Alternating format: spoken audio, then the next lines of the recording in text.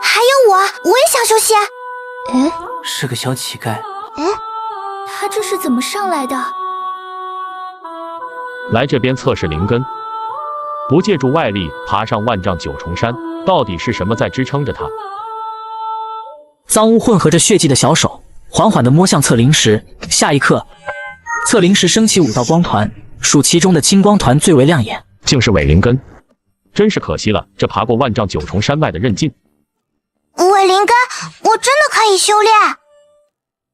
伪灵根这么高兴，傻子！后面还有几个人？没有了，师兄，这是最后一个人了，刚好够365人。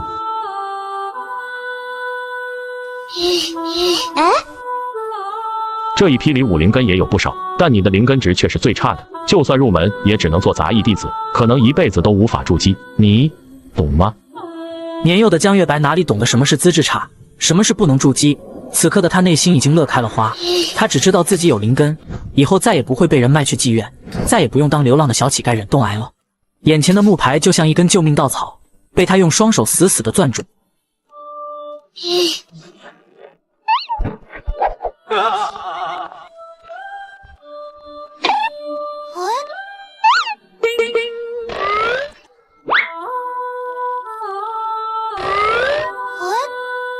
灵根为仙门之药，但决定尔等能否踏上青云仙路的，却是心性和毅力，尤其是毅力。此路为登仙阶，也是问心路。日落之前，上得99阶可入内门，上的66阶则是外门弟子，其余为杂役。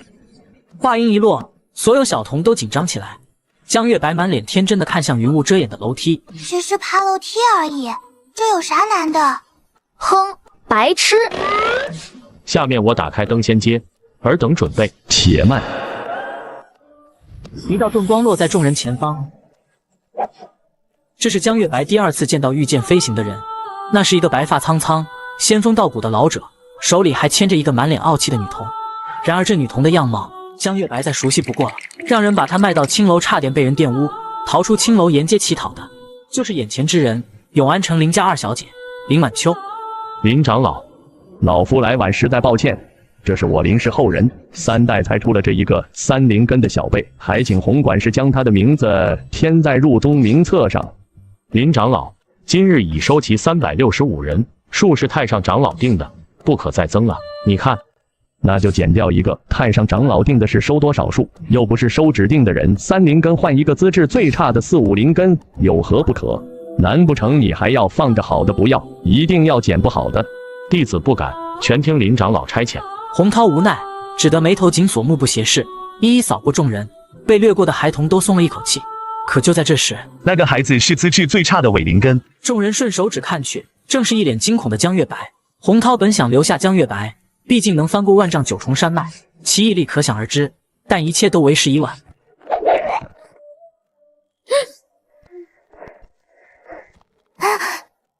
怎么是你？哦，婉婉认得他。他从前是我身边丫鬟，可却手脚不干净，偷盗我的首饰，我就让妈妈把他卖给人伢子了。我没有，你说谎。洪管事，你看这孩子不光资质差，品行还有问题，如何能入得我天眼宗？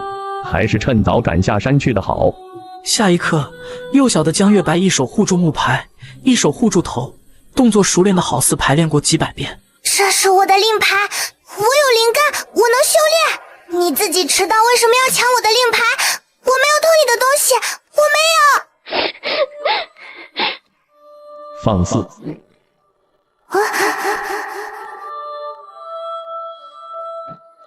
缓缓爬起的江月白眼底含着泪，内心底埋着深深的委屈和畏惧。他虽能从凡人的拳脚下护住冲击的馒头，却无法在仙人面前护住这改命的木牌。林长老只是个不谙世事的孩子，您消消气，可莫要误了登仙问心的时辰。老夫知道了。登仙阶开。尔等拿着令牌，速速攀登。婉儿，去吧，老祖在天眼宗里等你。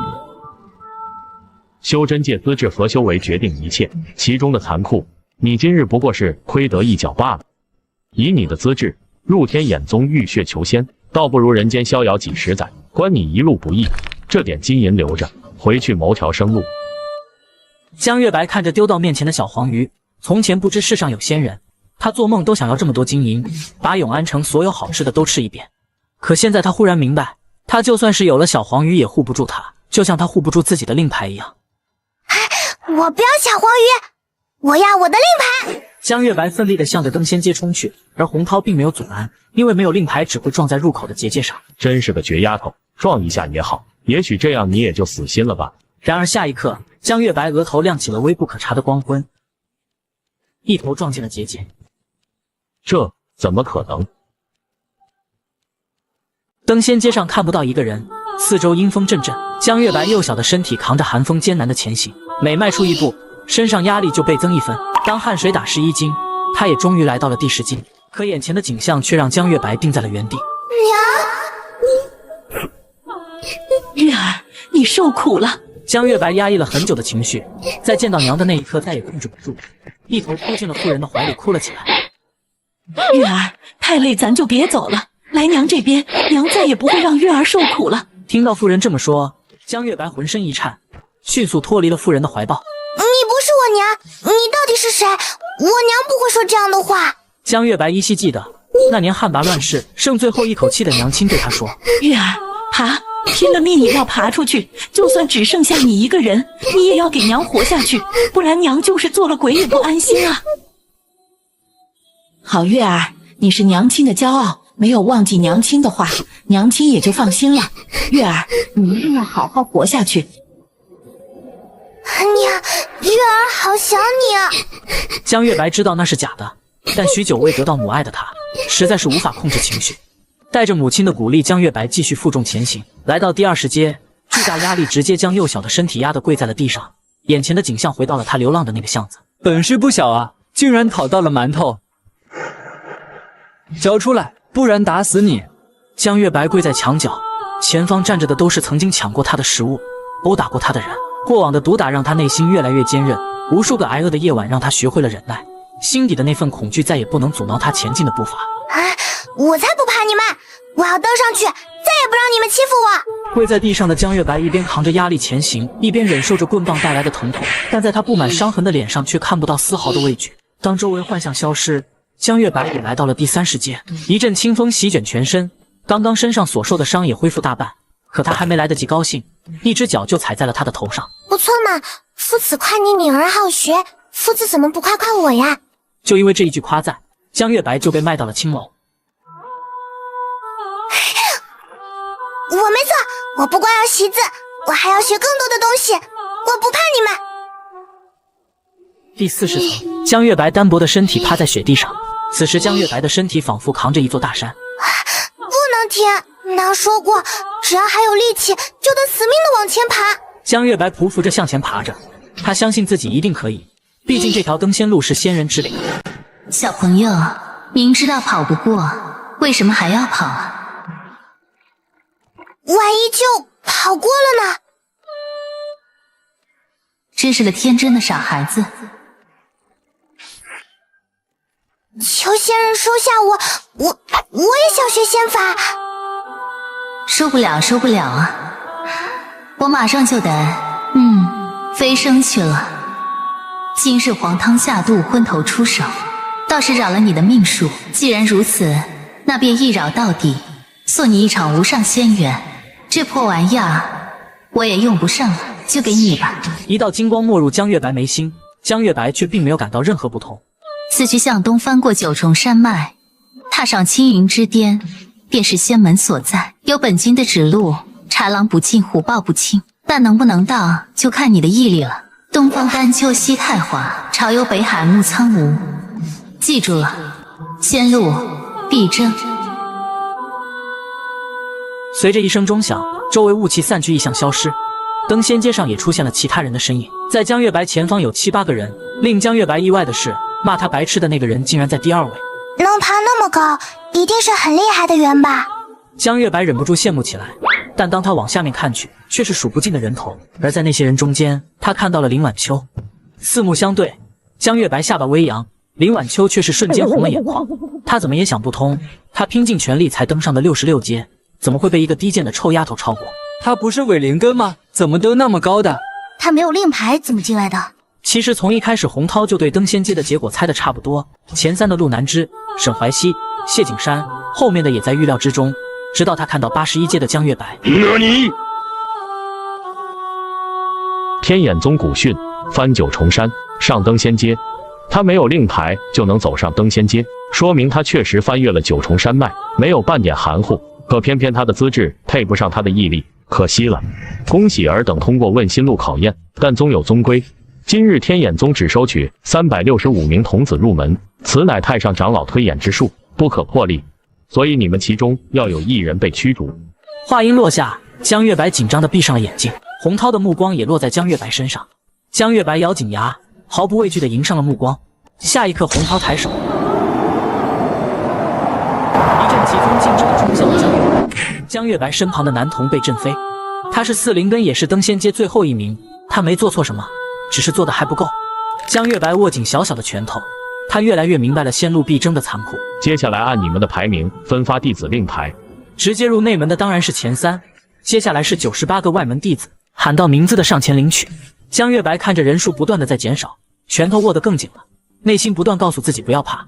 然而直到广场所有人都走完，只剩下江月白还孤零零地站在那里。星河漫漫，明月悠悠，偌大的广场上只剩下江月白孤零零地站在那里。为什么名单上没有我？我明明登上了81阶。洪涛站在远处静静地看着，随后从后面掏出来一个包裹。我故意把你留在最后，一是看中了你的毅力和心性，二来我有一点私心。正好内务堂有个任务，需要一个学徒杂役。问心路你登上了81阶，按门规当为外门弟子，在外门虽然身份高机会多，但那位邻家小姐不会让你好过。做杂役是艰难些，但学徒杂役不一样，有机会避开，让他们暂时找不到你，也会有人引你入道。现在你自己来做决定，是去还是留。江月白拳头握了又松，看向远方仙山楼阁，眼底含着压不住的羡慕和向往。可他知道，他现在还不能去，外门竞争他不怕，林晚秋他也不怕，但林晚秋的老祖他怕，但他不会一直怕。就像以前乞讨的日子，饿肚子没力气，只能被抢挨打，但吃饱了就要疯狂的反击，一次打到他再也不敢欺负你。我去做杂役。听到江月白坚定的声音，洪涛眼中露出几分赞赏，随后将手中的包裹递给了他。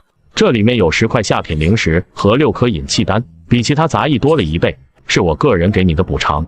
江月白看着手中的包裹，内心五味杂陈。眼前的师兄虽然不怎么爱笑，但他知道这是他人生中的第2个伯乐。引气丹能助你感应和吸入灵气，6颗有很大几率助你突破炼气1层。只要你还愿意争，说不准将来也能像祖师陆行云一样，以5灵根之姿踏上仙云之巅。5灵根也可有走到仙云之巅的吗？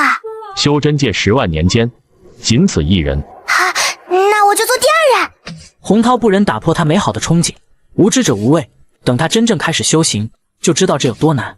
多耗费5倍的时间，5倍的资源，却并未比别人多5倍的寿命。可仙路之难，又何止这5倍？走吧，我带你去花溪谷找陶老，他为人最是忠厚和蔼。我不交，你把他带走。昏暗的房间里，江月白仰头死死盯着洪涛，他感觉自己被骗了。陶老，内务堂有令，1年内你必须交出1个灵根学徒。今日你不收他，明日还会有别的杂役送来。这孩子虽是5灵根，但在问心路上的表现毫不逊于外门弟子，又极其聪慧机敏。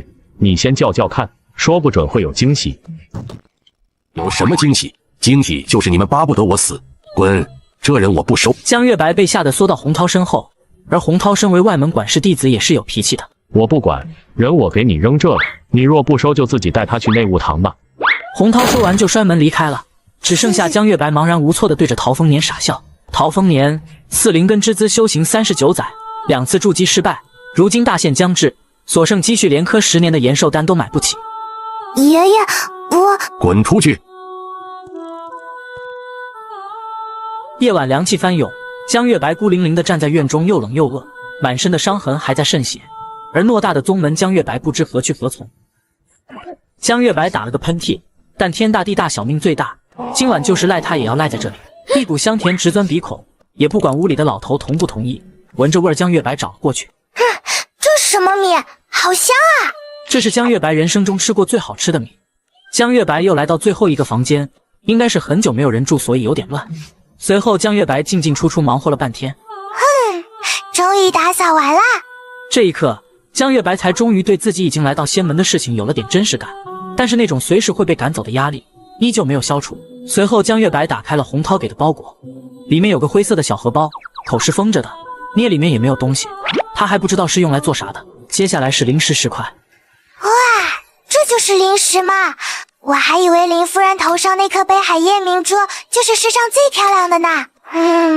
就是不知道10块零食能买些什么，能不能买一把可以在天上飞的剑？然后是一块黑铁令牌，上面写着天眼宗杂役，令牌旁边还有折成书册一样的黄纸地图，一本蓝色小册子，上写饮气诀3字。最后是一个药瓶、一盒药膏和一套灰色的布衣和布鞋。打开药瓶里是6颗褐色丹药，应该是洪涛说的饮气丹。那这药膏是金疮药？看着眼前的金疮药，江月白又想起了那个帮助自己的洪涛。侯师兄真的是个好人。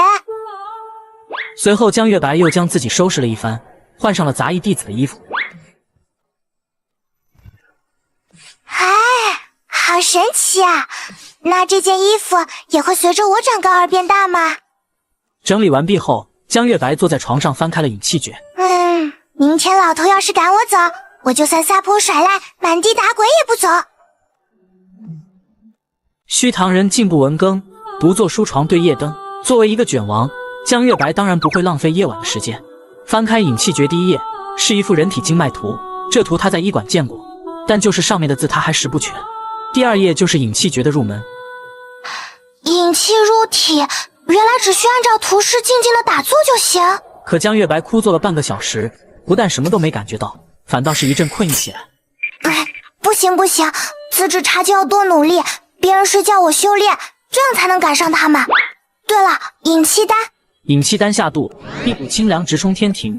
在引气丹的帮助下，几团暗淡又斑斓的光团出现在黑暗的虚无中。这就是灵气吗？好漂亮啊！然而江月白一激动，光团立刻又消失了。引气好难啊！再来。长夜漫漫，江月白早已忽视了时间的流逝。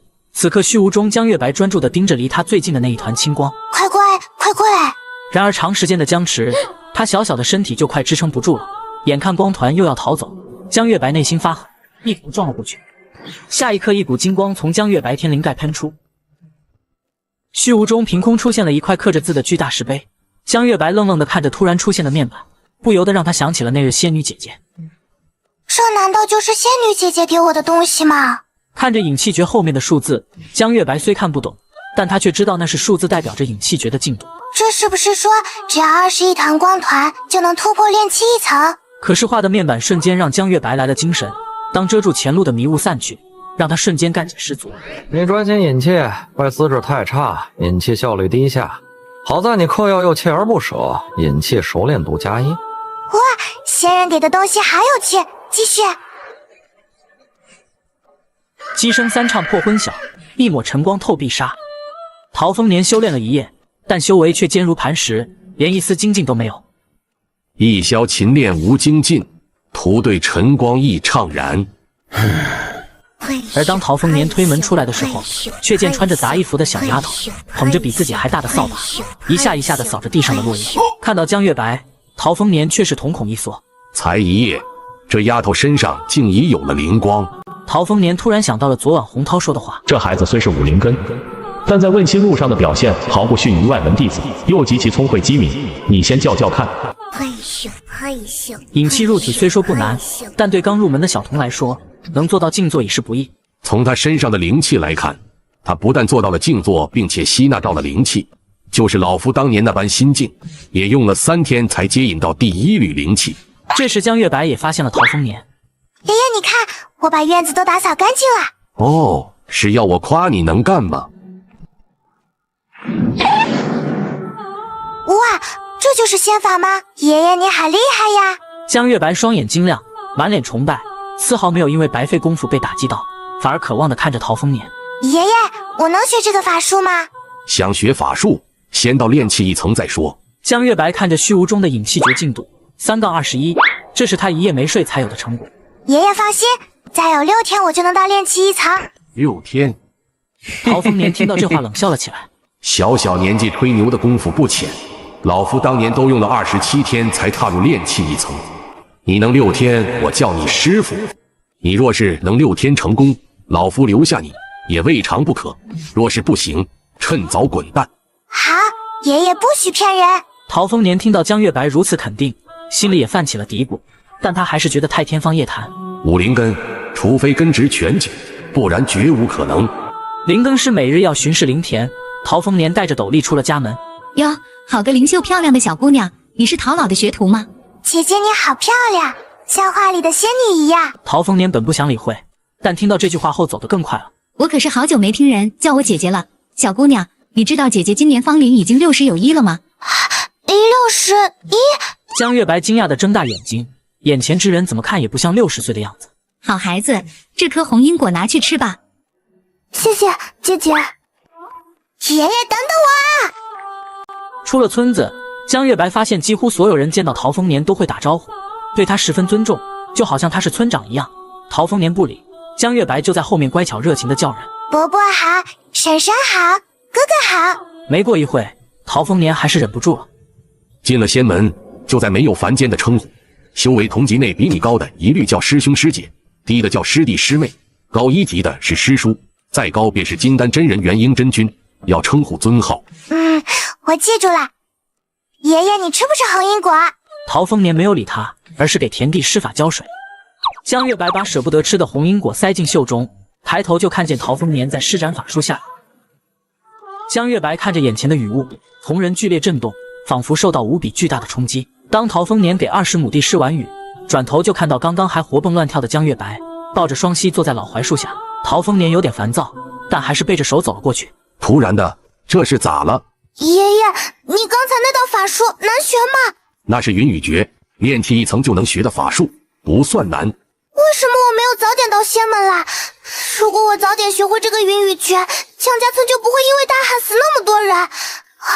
我爹我娘我哥哥都死了，就是因为不下雨。爷爷，为什么呀？对修仙人来说动动手指就能解决的事，却会一下子要了我们一个村子人的命。我不懂，我真的不懂。江月白埋头痛哭，陶丰年眼眶也红了起来，心中酸涩。我娘子当年便是因为被马车压断腿而丢了性命，但在修仙界血骨疗伤，不过2道法术足矣。或许这就是无数凡人拼了命都要求仙的原因吧。凡人命途自有天定，仙家命数逆天而卧。江月白似懂非懂的点头，未曾察觉女仙留给他的那道金光正引导着他体会着其中道理。我好像有点明白，我到底为什么要修仙了。记住了，先入必知。天花乱坠，道运加深，洗精法水，一股生根，这是天道感悟。旁人只需要1种属性就能铸成金丹，而你却要5行融会贯通，何况你的根值低于5，不依赖丹药是很难感受到天地灵气的。那灵根就不能改变吗？灵根改变不了，但根值可以。根值怎么改变？在你突破结丹的时候，会有一次天道感悟，根值会得到提升，但提升多少就要看天道旨意了，一生也只有那一次。天道感悟也只有结丹之时才有几率触发，有些人更是一生都无法触及。这丫头不得了，道运来得快，去得也快，但识海中江月白却是傻眼了，因为他的根值变了。你触动了天道感悟，道运加深，根值也随之发生了变化。5行灵根全9。江月白记得洪师兄说过，只有第一的路南枝的灵根才是9根值，所以他是天生灵体，随手一挥灵气就能到达身体的任何经脉。但继续往下看，江月白又傻了，原本需要21点就可以突破的引气诀却变成了45点，这意味着本就要付出5倍的努力变成了10倍，可能还更多。我的天，怎么变多了？是要我答应爷爷的6天还能到炼气1层吗？看来要更加努力才能不被爷爷赶走。江月白只知道现在的他要付出别人10倍的努力，但他却不知将来的他会比别人强出100倍1000倍。当江月白醒来，陶丰年还在全神戒备地催动着隔绝法阵。爷爷看到江月白醒来，陶丰年内心的情绪难以平复，眼神复杂地看着江月白，一颗似有似无的种子仿佛在内心扎了根。你在这隔绝阵法里巩固一下感悟所得，待我忙完地里的活，一起回去。陶丰年带着复杂心情去了麦田，江月白当即盘坐在老槐树下，尝试感受灵气。此时虚无中已经换了一副景象，一望无际的麦田上空漂浮着土灵气和金灵气，老槐树上遍布着木灵气，天空的云朵缠绕着水灵气，还有赤色阳光中的火灵气。江月白已经看呆了，对比昨晚5、6团随时都会消失的灵气，简直天壤之别。还没等他调均呼吸，2团树上的木灵气就侵入了体内。你打坐引气，根值提升，让你的灵觉大开，灵气亲和度飙升，引气熟练度+2。原来这就是洪师兄所说的灵根值差距。正在施法灭虫的陶丰年，手上的法诀突然被打断，他诧异抬头，只觉周身的灵气都在向老槐树那边抽离。这丫头刚刚根值到底提升了多少？当引气诀积攒到28点，江月白突然一阵心神不宁，从引气修炼中睁开了眼。而陶丰年不知什么时候已经站到他身边。爷爷我……别说话，回去再说。江月白这才发现周围地里面已经有了人烟，而出门时给他糖的宋佩尔正在远处朝这边看着。回去的路上，陶丰年在前面走，江月白按耐着想要分享喜悦的心情在后面跟着。不一会，江月白又跑到了前面。爷爷，我发现你特别厉害。陶丰年扫他一眼，看他身上逐渐炽盛的灵光，就像这正午的烈日一样烫心。哪里就厉害了？哪里都厉害呀！爷爷种的地比别人多，谷子也比别人的高，比别人的饱满。我刚才看到别人时云不雨，可比爷爷差远了呢。还有啊，大家都特别尊重爷爷，那肯定是因为爷爷修为高有能耐。所以，爷爷你是村长吗？仙门之中哪来的什么村长？不过你倒也没说错，他们确实尊重老夫，因为老夫乃是花溪谷唯一的灵更师，地位等同于外门弟子。灵更师是什么？提到这个，陶丰年的脸又沉了下来。洪涛送江月白到这来就是想代替他的。小小年纪，跟谁学得这般谄媚？自己琢磨的呀。我当小乞丐讨饭那会，那些人最喜欢这样夸他们了。我还讨到过金瓜子呢，就是没保住，还差点送了命。嘿嘿。陶丰年忽然停下脚步，神色复杂地看着眼前才6岁的小丫头。他能用最甜的笑说着最苦的事，所以他小小年纪就懂得天威难测，天命难违。也正因为小才敢生出逆天抗命的勇气，触动天地道运。陶丰年啊，陶丰年，一把年纪了，还和一个孩童较劲。孩童为了留下尚且知道讨好卖乖，而你却在自暴自弃，真是可悲呀！朴素小院树下石桌，2碗白米，2双筷子，1碟咸菜。江月白开心地看着桌上的2双筷子。爷爷，洪管事没说错，您是个和善人，谢谢。食不言，寝不语，没的规矩。江月白想加咸菜，却被陶丰年阻止了。今后除了灵米，不许再食其他沾染凡间烟火气的东西。丹药能不吃便不吃，早些排尽体内杂质，与你日后修行有益。每日金乌出生与夜半子时，乃是阴阳2气最盛之时，修行引气不可懈怠。爷爷在指点我，爷爷不会赶我走啦。知道了。老头，就在这时，院外走来张头鼠目一人。我家阿姐喊我陪林长老吃酒，我那20亩地里浇水除草的事交给你了，弄仔细点，听到没？江月白看着一脸嚣张的男子，腰间挂的也是杂役令牌，他想不通为什么可以这样指挥爷爷。再看陶丰年，却是眼神黯淡。知道了。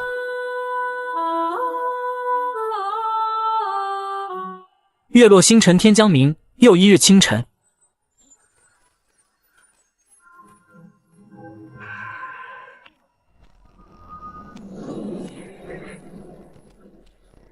您引气入体，经过1夜的锲而不舍，灵气满溢，福至心灵。你的引气诀突破极限，恭喜你的修行境界进入炼气1层。太好了，终于突破炼气1层了，赶紧去告诉爷爷。江月白刚出门，就看见陶丰年满身污垢，神色疲惫地从外面回来。爷爷，您是一夜未归吗？饿了吧？这就做饭。我不饿，爷爷您快歇歇。爷爷您看，我突破了。1天2夜就突破了。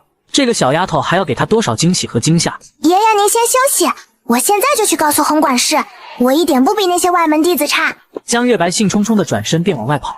站住！月底之前，你哪都不准去，也不许告诉任何人你突破之事。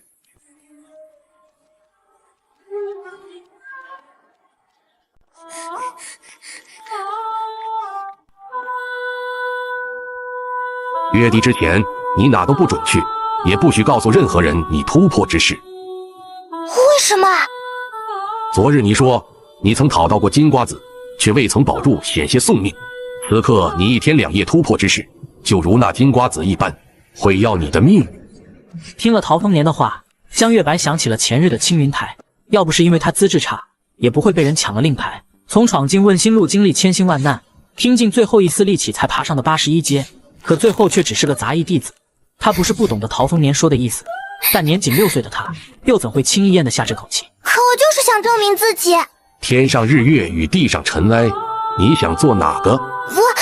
我知道你不服，你想证明自己，但你此刻去告诉所有人，也不过是从那些不如你的人身上获得成就，这没有任何意义，只会让你止步不前。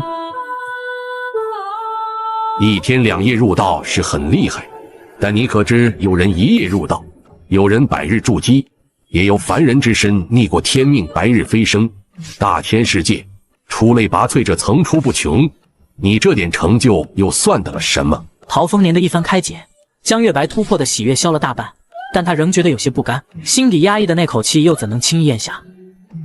与仙鹤齐飞，所见皆日月高山；与萤虫为伍，入目尽尘泥污秽。你该向着高处，而不是与身后人炫耀。匹夫无罪，怀璧其罪。有些事你阅历所限还看不明白，你若信我，就忍下半月，半月之后你定会明白。这符你放在身上，可暂时遮掩你周身灵光。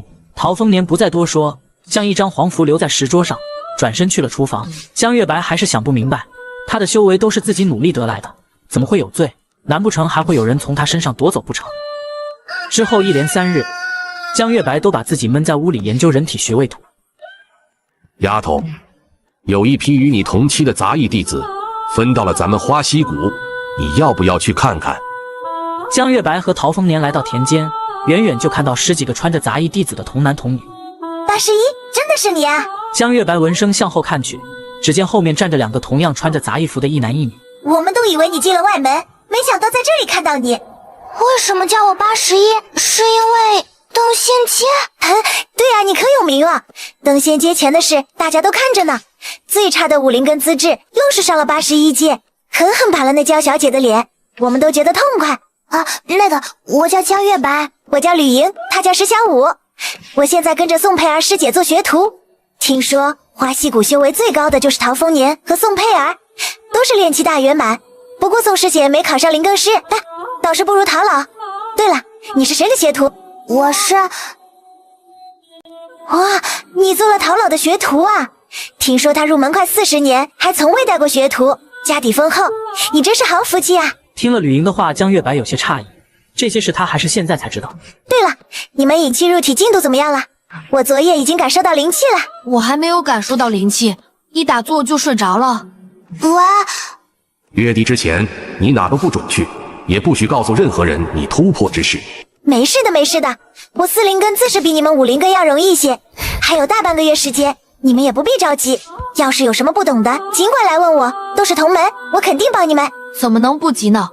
我听说入内门的路难之1夜入道，谢景山是1日，沈怀熙也仅用1日1夜，但最夸张的却是一个外门的3灵根的资质，仅3日就入道了。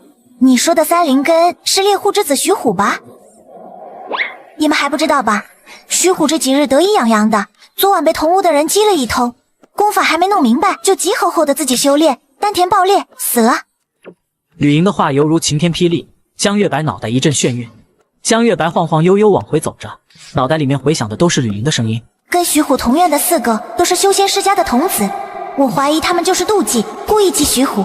他一个猎户的儿子，反正也不懂修炼的禁忌，尝到甜头贪功冒进，再被激2句乱了心绪出岔子很平常。我家世代都是陆氏家仆，比这阴险可怕的事情见太多了，为1粒丹药要人性命的事都不少见，更别说徐虎光芒耀眼，在他下面的人很难出头了。刚一进院门，江月白就栽到了地上，内心止不住的后怕。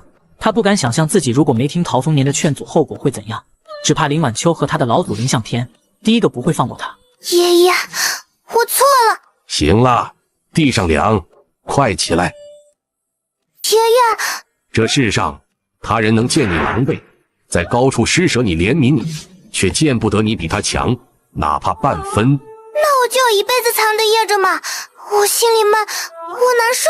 你要争也得先活着，我此刻让你忍让你藏，是因为你还护不了自己周全，我也并未让你停止修炼。就像天眼宗祖师陆行云一样，结丹之前谁知他名，结丹之后名扬四海。我要学，我要修炼，我要所有人都不敢欺我害我。这才对嘛！你上次不是问我什么是灵更师吗？先吃饭，吃饱了爷爷教你。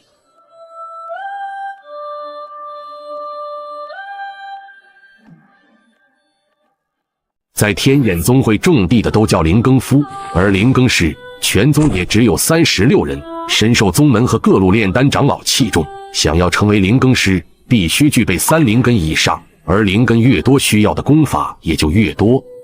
那我5灵根岂不是需要5部功法？这是自然。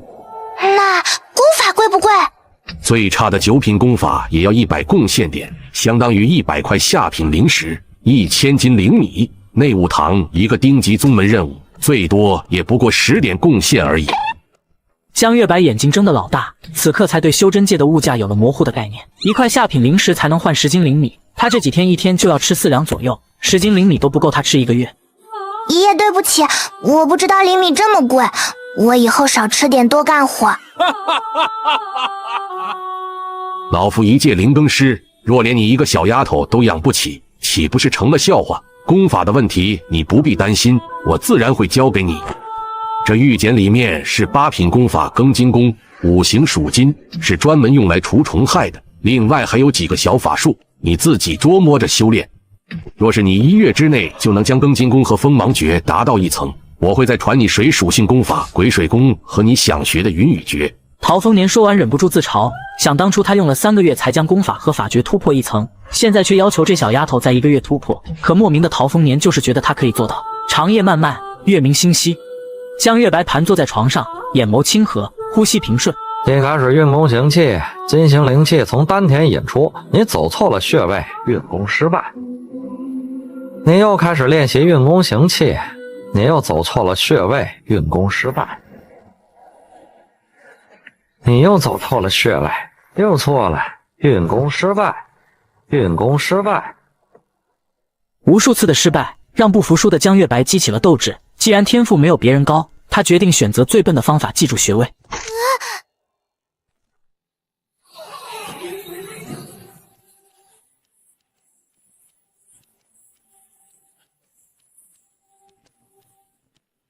人体有720个穴位，12条经脉，为了能记住穴位，江月白就这样一针一针扎在穴位上，直到满身的穴位都被他扎了一遍。你开始运气行功，因为找不准穴位，所以采用自虐的办法，是个狠人。磕磕绊绊运功成功，庚金功熟练度加1。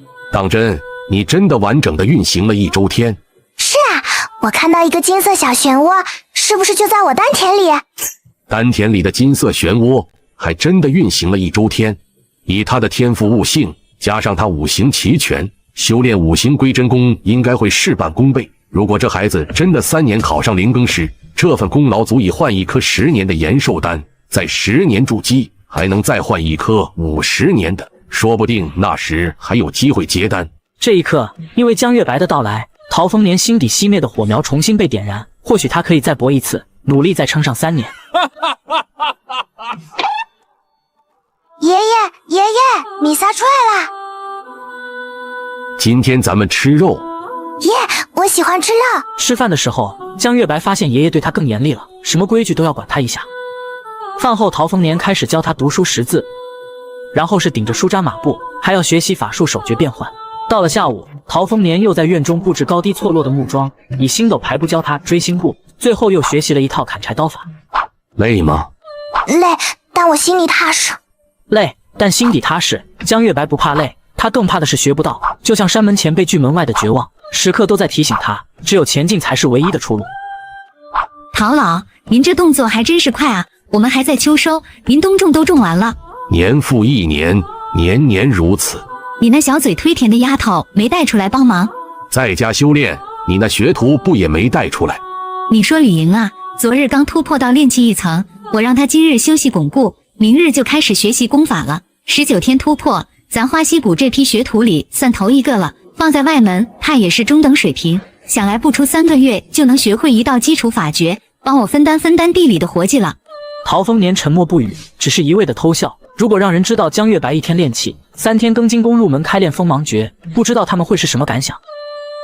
对了，你那丫头如何？还没有动静？快了，锋芒诀就快练成了。明知你寿元将近，上头也不给个好点的学徒，叫你积攒贡献点。武灵根顶什么事儿？我看你还是自寻出路的好，只武灵根出头，除非太阳从西边出来。江月白半个月的苦练，精细功法锋芒诀终于入门，捏诀5息就能放出一道细小的变化。既然你已练成锋芒诀，今晚我带你去个地方。爷爷，大晚上的，我们这是去哪儿啊？花溪谷后山这条水道是我意外发现，穿过去便是宗门惩罚犯错弟子的阴风剑南侧10里坡。你半个月就将庚金宫入门，学会锋芒诀、追星步和砍柴刀法都初见雏形，爷爷很意外，也很惊喜。所以今晚我要带你实战。实战？怎么，你怕了？嗨，我才不怕！江月白嘴上说着不怕，双手却紧张地揪着一脚。他有一些害怕，但更多的是激动。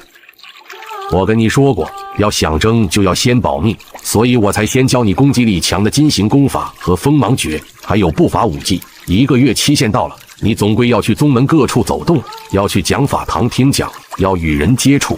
爷爷你真好，跟我爹娘一样好。这里就是10里坡。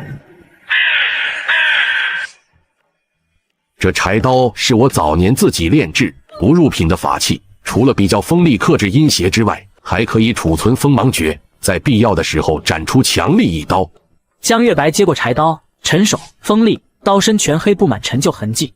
存入33道锋芒诀可敌炼气初期，66道可敌炼气中期，99道纵是炼气后期也能伤。不过你切记，不管你存多少锋芒诀，都只有一刀的机会。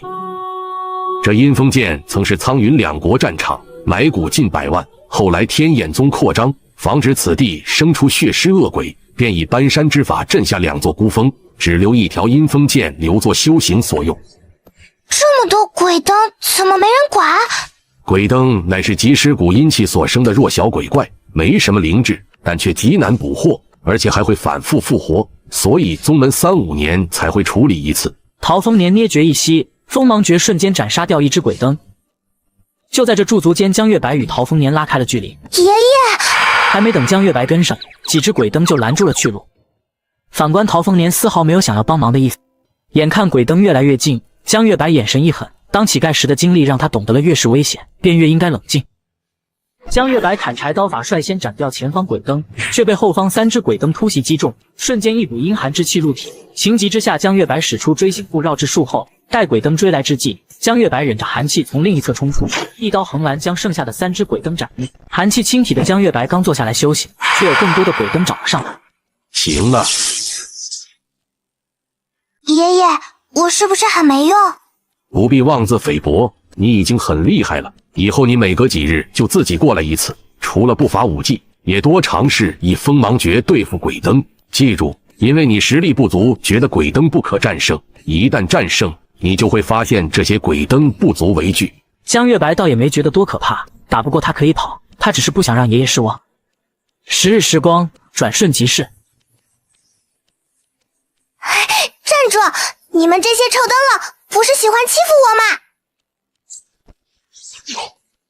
你以追星步驱赶鬼灯群，你对步法理解豁然开朗。追星步提升至小成境界。你以砍柴刀法斩杀鬼灯群，你对刀法理解茅塞顿开。砍柴刀法提升至小成境界。终于突破了，总算没白忙活，到底还是实战中突破快。爷爷说武技小成，只要不碰上炼气后期，不跟修士法术符箓硬碰硬，跟人对上几招讨个命还是行的。江月白刚回到家门口，就看见吕莹提着木桶迎面走来。小白，你这是做什么去了？我练功去了。哇，你突破了呀！江月白点点头，隐匿灵光的符箓刚刚已经被他给撤下了。从今日起，他可以不必再遮掩修为。谢天谢地，你总算是赶上最后一日期限，我还以为今日就要给你送行了。不过你这进度落后的有点大，我木系青木宫都快入门了，往后修行有什么不懂，记得来问我。江月白回到家，刚将灵米蒸上锅，门外就传来了陶丰年咳嗽声。爷爷，你最近咳嗽的越来越厉害了，要不要去看看大夫？爷爷已炼气圆满，可以百病不侵，只是有些老罢了。爷爷才不老，都是那个贾卫害爷爷这么辛苦。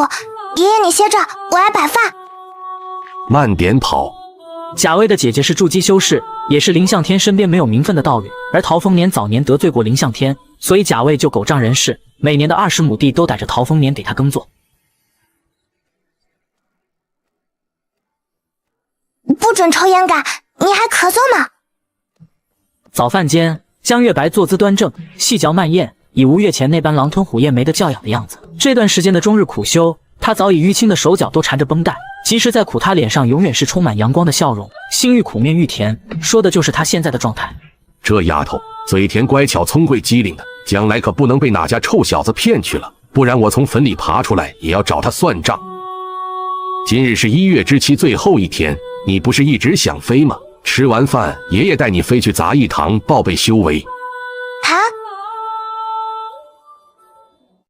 爷爷，杂役弟子不是不能在宗内御空飞行吗？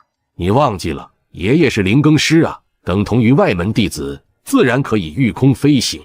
爷爷好厉害！哈哈哈！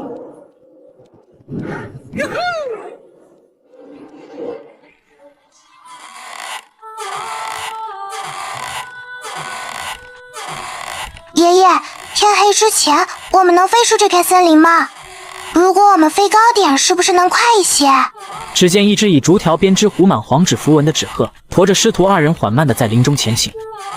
宗规所限，外门弟子飞行高度不可超过主峰天魁峰。主要的是爷爷这纸鹤，他有点旧，所以可能飞不上去。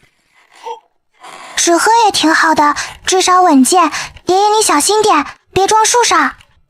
你好好努力，待你考上灵更师，爷爷亲手炼制一把飞剑给你。好，爷爷可不许骗人。爷爷何时骗过你？抓紧了，天满风就快到了。当师徒2人走进杂役堂时，柜台前早已人满为患，全都是与江月白年龄相仿的孩童。其中一个穿着外门弟子的女童引起了江月白的注意。江月白依稀记得，爬登仙阶时，她就在自己身后，是个3灵根。这时女童也感受到了江月白的目光，四目相对，一瞬间，女童就转了过去。她肯定和我一样在藏拙，不然3灵根也不会最后一天来登记。这不是陶老吗？您来杂役堂可是有什么事？给我这学徒登记报备。这是胡老八胡管事，跟爷爷有几分交情，叫胡师兄。胡师兄，陶丰年一个灵更师，要带也应该带个资质好点的学徒。小姑娘看着挺清秀，但在最后一日才突破，估计也是个伪灵根。小师妹灵动可爱，一看就是可造之材，筑基结丹指日可待。陶老好眼光啊，令牌给我，我这就给小师妹登记。你先出去等为师，我和胡执事有点事要说。屋外树下，江月白背诵着陶丰年教他的道经，一抬头却看到了一位许久未见得熟人，正是许久未见得洪涛。此刻正在和2个外门弟子说着什么。江月白并没有上前打扰，就站在原地静静地看着，像是心有所感。洪涛也朝着江月白看去，下一刻洪涛却露出失望的神色。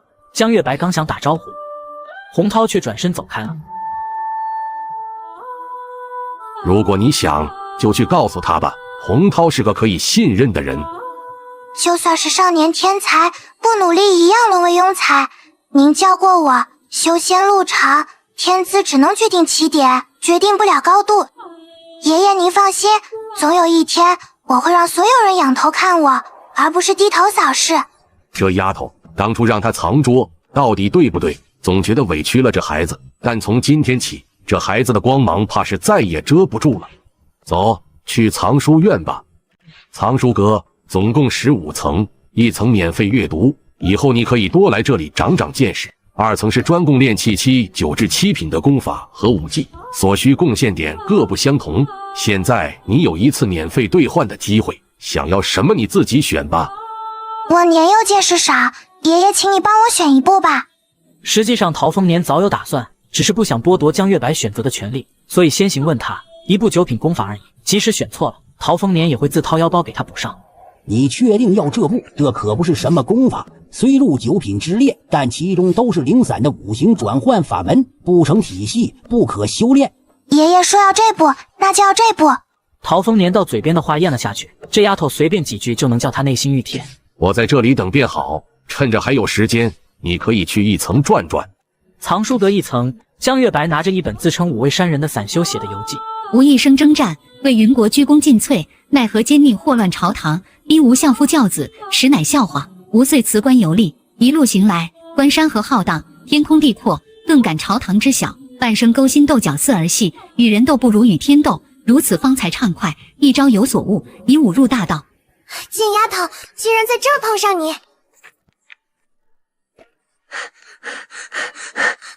放开我！藏书院第1规，损坏书籍者成刮骨鞭10鞭。我虽然是杂役，但这么多人看着，林师姐也不想别人再说你狠毒刻薄吧？林晚秋咬着牙，她知道不能在这里闹，但登仙街上的事已经成了她的人生污点。但凡与人冲突，对方就会拿此事嘲讽他。你这么厉害，等仙街上怎么连个武灵根都比不过？抢人机缘你还有脸了？江月儿，别以为进了天眼宗你就能平安无事。从前你是丫鬟，现在你是杂役，都是贱民。我想弄死你轻而易举。别忘了我老祖可是炼丹长老金丹真人，炼丹长老就能无辜杀人了吧？你不过一个武灵根的杂役弟子，在天眼宗还不如一块田值钱。就算你突然消失了，也不会有任何人在意。你最好躲在花溪谷，好好种你的田，一辈子别让我再见到你，不然你懂的。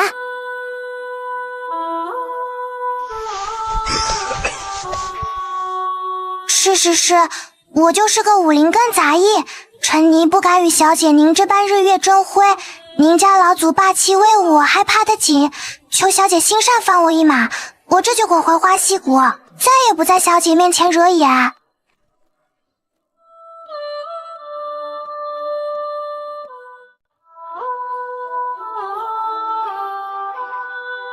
丫头走慢些，爷爷跟不上你了。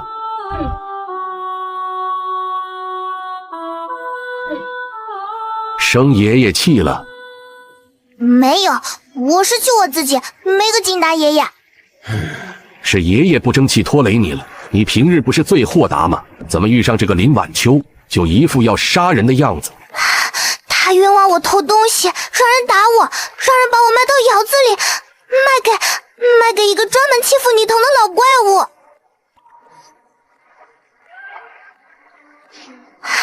要不是我用针扎了满身血点，自己得了风疹，我都没机会逃出来。这都不说了，山门前明明是我自己努力拿到的令牌，他一出现就夺走属于我的机会。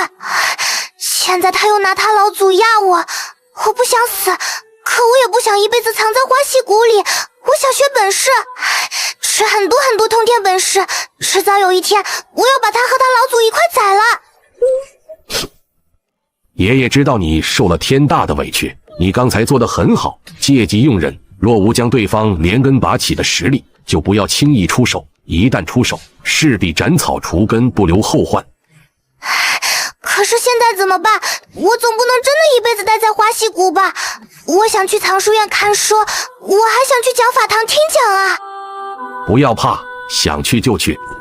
我刚问过胡老八，林向天前日已经闭关，若无大事，他2-3年内不会出关了。爷爷怎么知道林向天？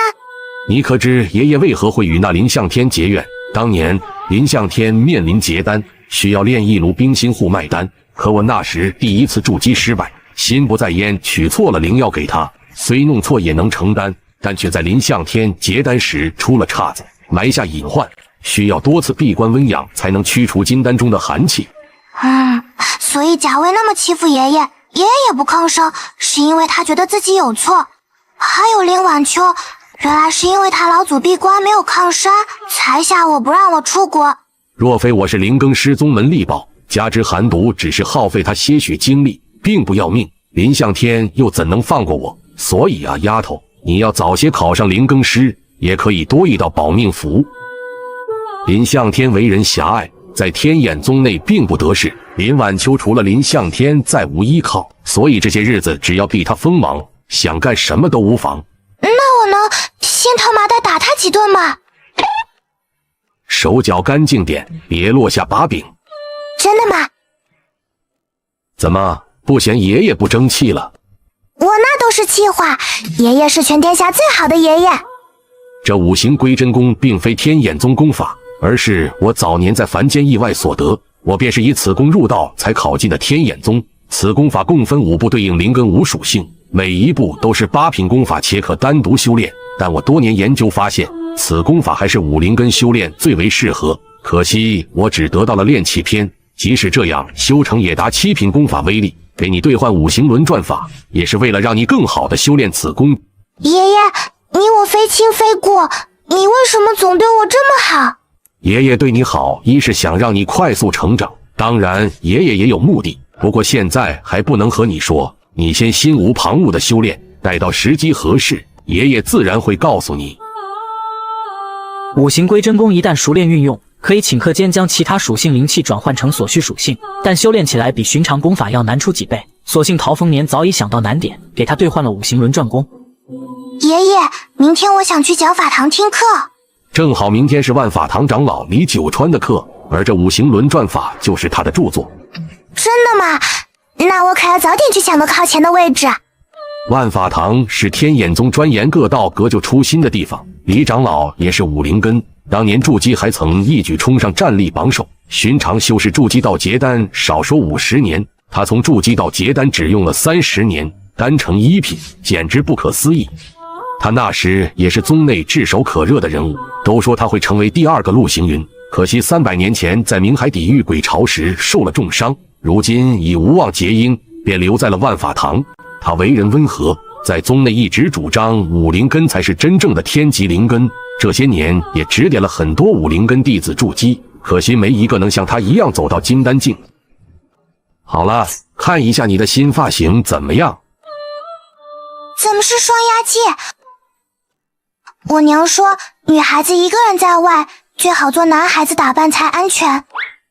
修真界并无男女之别，没有凡间那样的男尊女卑之说。在修真界，一切都实力为尊。当年祖师陆行云横空出世，归元剑宗那位风华绝代的竹风剑君，苦练陆行云3000载，还将自己的尊号改为竹云，甚至甘愿给陆行云为仆。由此可见，陆行云异界女修当年多么耀眼。那后来呢？陆行云和竹云剑君有没有修成正果？落花有意随流水，流水无心恋落花。陆行云一心追求大道，所幸心中就并无情爱之相。我也要像陆祖师一样，一心追求大道。何该如此？但爷爷跟你说这些，是希望你不要妄自菲薄，希望你不扎双压髻，是因为你不喜欢，而不是怕别人知道你是女儿身。可确实是不好看，和一对牛角一样。哞哞。你这丫头呀，好，爷爷给你改成道济。这是明心簪，望你今后明心见性，不矜不伐。江月白摸了摸头上木簪，见本心守真性，谦虚谨慎不自大，他很喜欢这寓意，也会记住这句话。次日一早，陶丰年早就将江月白送到了天满峰下。知道了，根植和突破时间都架脖子上也不说，宁死不说。说完，江月白撒丫子就跑了，只留陶丰年留在原地注视着江月白的背影，而起早给江月白准备的饭团还没来得及交给他。什么老祖，把我调到身边都做不到，哼！林晚秋，林氏3代中唯一一个3灵根，在灵府时风光无限，嚣张跋扈，到了天眼宗却再也没人惯着他的小姐脾气。就知道给一些低品丹药，吃多了丹毒难除，什么老祖，哼！是谁？小凉皮，你家老祖老子惹不起，但教训你绰绰有余。以后见你一次打你一次。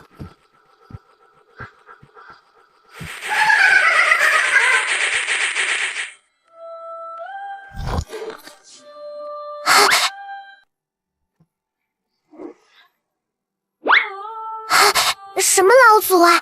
惹凉氏就知道闭关，害得我被欺负。哟，陶老，这么早啊？您这哪里是带了个学徒，分明就是养了个孙女啊！亲自接送她去讲法堂，还不用她下地干活，这5灵根的小辈值得你这么供着吗？哼，她就是我的孙女，我就愿意供着。怎么，你也想去讲法堂？那你自己去吧，我可不送你，地里忙着呢。40未到，江月白就第一个踏入了讲法堂。从表情可以看出他今天的心情出奇的好。因为时间还早，江月白看起了从藏书阁借来的5味杂集。你也喜欢看5味杂集？闻声，江月白向身旁看去，只见一袭青衫无风飘动，再往上看，一张约20几岁的脸煞是好看。江月白看不出对方修为，只觉男子气息浑厚，却又很温和。师兄，你长得真好看，我叫江月白，还未请教师兄名号。天青江月白，心静海鸥之。好名字，书好看吗？一看就入迷了，感觉这个5味山人好厉害。我也敬佩这等女子，征战沙场半生，竟有勇气弃朝堂寻大道。即使后来知道自己是5灵根，也未曾放弃。那5味山人后来走到大道之巅了吗？5味山人修的逍遥道，不求浮于名，修真界只有他留下的零散杂技。他若未曾陨落，此刻应该已经从咱们的地灵界飞升到了天灵界。5味山人曾在云国青州玉阳郡的乐游山上隐居过一段时间，他那山中小院此时已建成5味观，香火鼎盛。你若有意，以后出门历练时可以去看看。我一定会去看的。江月白和男子一问一答的聊着，直到4时钟声响起，门口进来一人，正是登仙街上夺得第一内门弟子陆南之。内门弟子不是有元婴真君亲自教的，怎么也来讲法堂听课？身为天骄，他竟然放得下身段，陆氏子弟果然不错。就在这时，门口又来了第2个内门弟子，探着头像是在找什么人。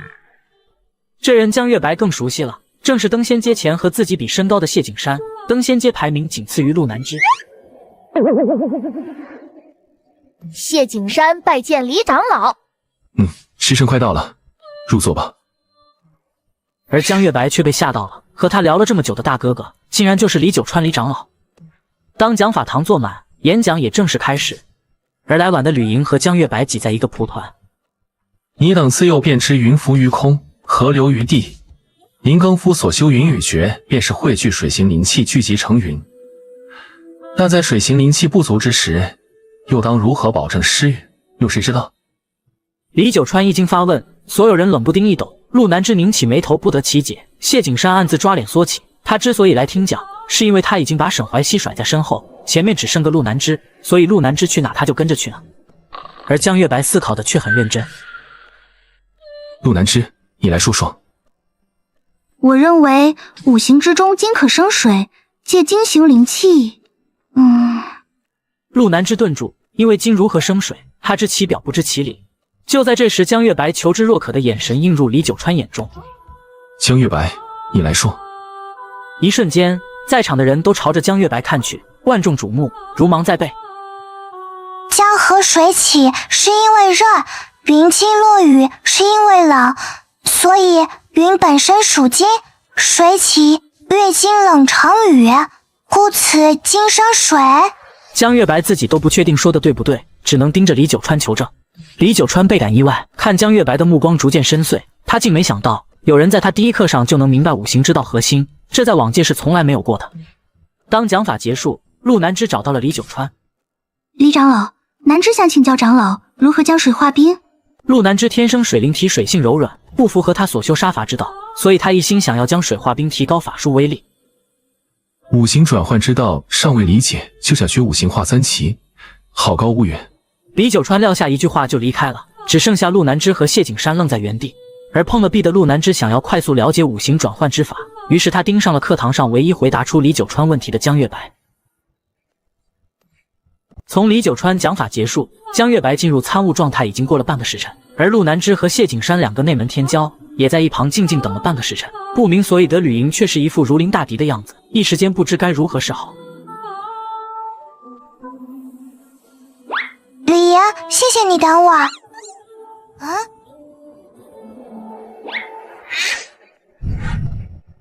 你俩想干嘛？师妹，我是想问你那御简历是什么？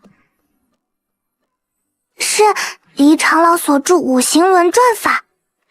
怪不得你能答上李长老的问题，谢了。坏了，要被他抢先了。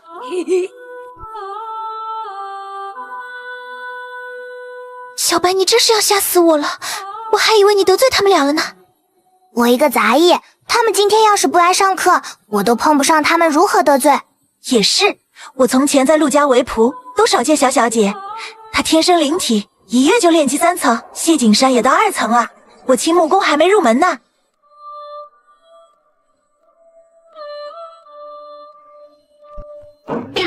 我要拓印五行轮转法，还有黎师叔撰写的所有书籍，全拓印一份。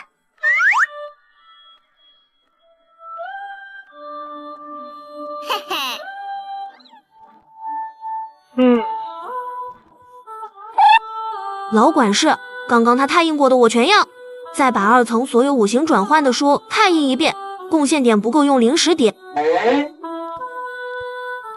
小白，你是怎么回事？李长老严厉出了名，你居然能得他夸赞，说你是不是背着我偷偷学习了？我5灵根资质废，字都不认得几个，哪像你是修仙家族出身。我要再不努力多看点书，爷爷就不要我了。也是，你那修行进度在咱花溪谷属于老末，是该多努力。不过你光看书也没用，五行之道那是金丹真人才要去悟的，你没事多修炼功法，这才是眼下最重要的。谢谢吕师姐指点。鼠年10月22，毛毛雨，看五味杂集。我也决定记录日常起居，以免将来我江月白名扬四海，没有事迹流传。今天爷爷把另外4个属性的功法和法术塞给了我，在没有完全学会5部功法之前，修为无法提升。就是说，一天为什么只有12个时辰啊？爷爷语录：知人者智，自知者明，胜人者有力，自胜者强。鼠年10月23，天晴了，藏书院看书，讲法堂上课，竹林里面套麻袋。十里坡上问候灯笼怪。爷爷语录：求上者得中，求中者得下，求下者必败。我决定陆南之就是我今后必须超越的目标。鼠年10月24，陆南之昨夜突破炼气4层。我觉得爷爷说的对，人不能好高骛远，要脚踏实地，所以现在谢景山是我的目标。来年开春之时，我江月白必将谢景山斩于马下。杂技看多了，心有点飘，也想牵一匹马去仗剑天涯。爷爷语录：积土而为山，积水而为海。鼠年10月26，今日上课碰到林晚秋，他跟所有人说我是他家丫鬟，说我手脚不干净，还说我是窑子里跑出来的雏鹰。大家都在背后议论我，吕莹叫我别在意，与其生气不如好好修炼，将来让林晚秋见面喊我师姐比什么都有用，生气倒也没有，我就是懊恼麻袋忘带，明天一定要记得。爷爷又被贾卫喊去干活，饭都没吃，没有语录。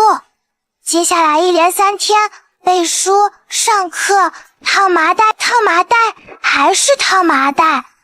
鼠年10月30，下霜了，麻袋破了，得买新的。灯笼怪似乎被我杀光了，爷爷说得缓几天。锋芒诀也新接到了第2层，不过照爷爷还差得远。爷爷说法术基本都是5层到顶，进阶3这5层的突破都需要悟性。我很好奇修到第5层是什么样子，爷爷说很难，地阶法术基本没人费时去修，但我想试试。李长老说我聪明，我一定可以做到。现在只差巫土宫入门，就完全学会五行归真功了。到时候就可以努力提升修为。说到这个，我发现自己被人针对了。陆南之和谢景山每逢一长老授课就会出现，还总是盯着我，欺人太甚。我江月白好汉不跟你斗，陆南之就先放过他。敲山震虎，必先将谢景山套进麻袋不可。爷爷语录：君子报仇10年不晚，小人报仇从早到晚。注：我是小人，不是小人。鼠年11月5，大风。今日是个好日子，去讨伐汉魃的古泉真人和余秋池师叔得胜而归，宗门名中嘉奖，前宗上下喜气洋洋。我跟爷爷说，以后也要像余师叔一样，修炼有成，便杀尽天下妖魔，造福苍生。但我江家村的劫难再也不会重现。爷爷语录：不登高山，不知天之高也；不临深溪，不知地之厚也。今日语录有些奇怪，总觉得爷爷在骂我。鼠年11月初6，小雪。昨日报喜，今日发丧。我这才明白爷爷昨天那话是什么意思。于师叔他们一行5人，结果回来的只有于师叔和古泉真人。古泉真人还受了重伤，昨日报喜是怕伤了宗门弟子士气，今日才将死去弟子葬入阴风剑后陨星谷。陨星谷我去不了，只能在十里坡上为他们烧些黄纸，感谢他们去我爹娘报仇。若真有地府轮回路，元婴皇归来时，正是人间春芳菲。我问爷爷，为什么不派元婴真君剿灭汉魃，一定要让筑基弟子送死？爷爷说我还小，待我筑基自然就明白了。鼠年11月7，半夜温度骤降，爷爷教的5种属性功法我也全部学会了。李长老教的五行轮转法也已领悟8成，接下来就是炼金五行轮转桥。为了让我顺利的运行五行归真功和五行轮转法搭桥，爷爷把我送进了宗门的修炼室。3块下品凝11天，爷爷是个大笨蛋。今日没有语录，不听王八念经。鼠年11月8，大雪。修炼室好舒服啊。修炼室内，巨灵阵光影闪动，江月白盘膝而坐，五属性气旋已被江月白调整到了最佳状态。按照李九川所说，元婴真君才能随意化五行，而炼气期则需在五行间搭桥。一旦成功，五行归真功的行气效率将会提升5倍。3日时间转瞬即逝，明星簪的名气灌脑，江月白静心凝神，心底念念有词：木生火者，粉木生灰，灰即土也。居土成山，山必长石，故土生金。小金亦为水，山石而从润，故金生水。水润而生草木，故水生木也。五行之道，存于自然，天地运转，无需干预，一朝明悟，念头通达，道法自成。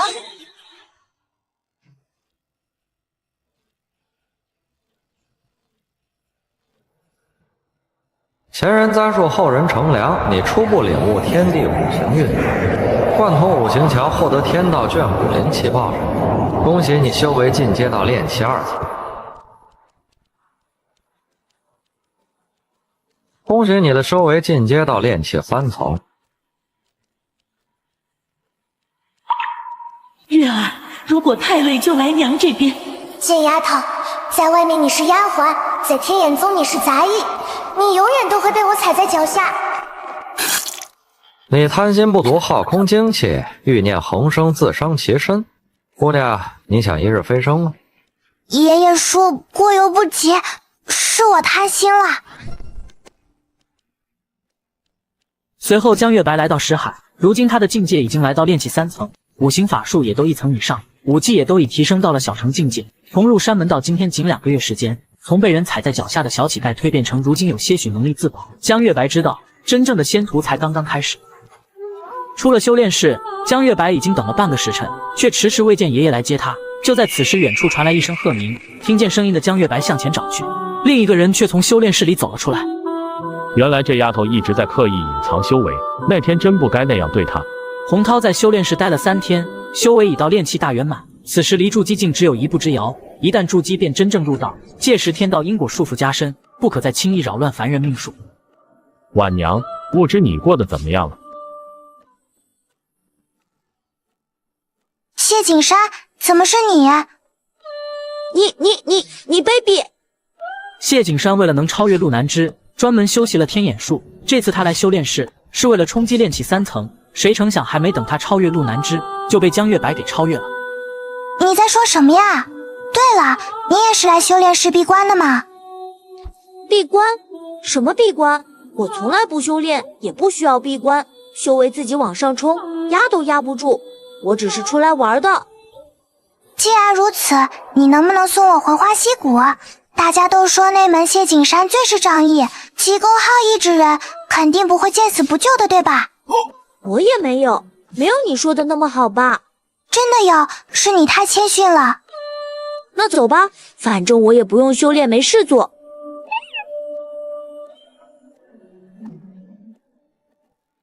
修炼室外，谢景山硬着头皮送江月白上来吧。谢景山想用身法镇住江月白，没想到江月白根本不伸手，而是好奇地看着他手心的红痣。下一刻，江月白锥心步轻松跃上鹤背。谢景山一愣，咬牙切齿地说道：“想不到你身法已这么好啊！”没什么，是我爷爷教的好。他竟然以为我在夸他。第一次飞上云层，江月白激动得不得了，而备受打击的谢景山一脸嫌弃：“求你了，安静一会儿吧。”不好意思，第一次飞这么高，太激动了。果然还是要飞到云上才能见到天地壮美。我爷爷的纸鹤只能飞几十米高。听到这话，谢景山内心有了些许平衡。小妮子终于被我比下去了，坐稳喽，马上到花溪谷了。花溪谷入口处，手骨灵蝉困意正浓地打着盹。谢景山此时头抬得老高，江月白突破到炼气3层，让他难以接受。此时他正等着江月白叫他师兄，并向他道谢，想以此挽回一些面子。谢谢你送我回来，师弟。你叫我师弟？是啊，谢师弟，我记得你现在还是炼气2层吧？你给我等着吧，江月白，我一定会让你叫我师兄的。哼！爷爷，我回来了。不在厨房，那一定在房间。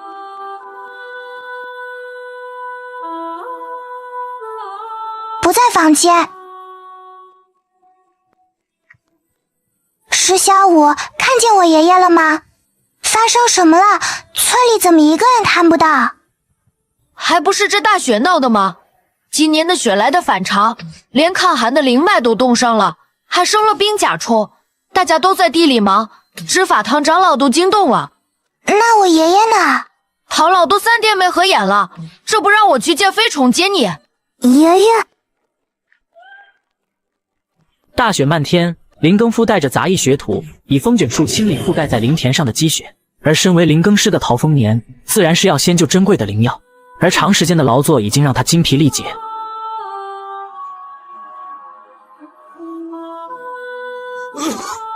师兄，你不要紧吧？没事，老毛病了。你这些赤眼草已无大碍，别再被雪埋了。多谢师兄相助，日后有用得着师妹的地方，师妹万死不辞。赤眼草是筑基丹辅药，如若被毁，宋佩儿将面临很严重的宗门惩罚。现在只希望宗门早点扭转乾坤，停了大雪，否则苦的只有咱们这些土里刨食的底层修士。怕是熬不到那时。现在难处理的是冰甲虫，咱谷内习得2层锋芒诀的又屈指可数。这一场大雪如果不及时停下，恐怕……灵田就是在场所有人的安身之本，也是他们的修行之基。灵田若是颗粒无收，等同于断了他们的安生修行路。方师兄，你怎么了？方师兄受伤了，快来人啊！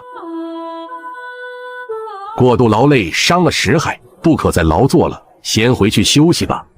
我不能走，冰甲虫还没除完，我儿好不容易在外门修到炼气圆满，就等着今冬的灵脉换筑基丹，我不能断了他的希望啊！够了，你若死了，你儿心魔一起，筑基更加无望。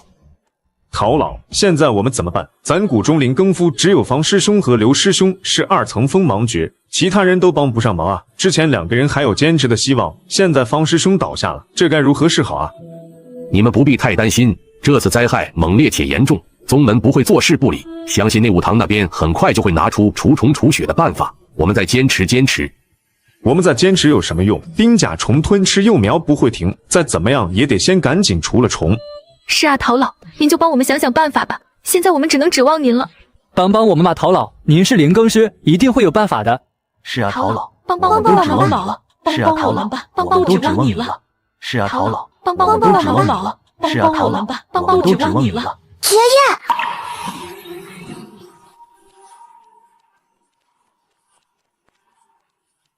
爷，爷爷，我可以帮你吗？这丫头怎么突破到炼气3层了，还想帮忙？莫非她炼气3层？江月白的出现，在场所有人都内心一震，他们想不通曾经的茶余饭后打趣对象花溪谷最后才突破到炼气的小姑娘，怎么突破到了炼气3层？而最不敢相信的是吕莹，她整天和江月白在一起，这一刻她感觉自己被刺到了。骗子，大骗子！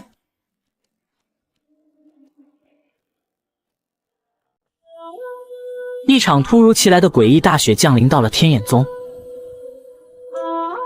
雨雪半生的冰甲虫成了花溪谷的大麻烦。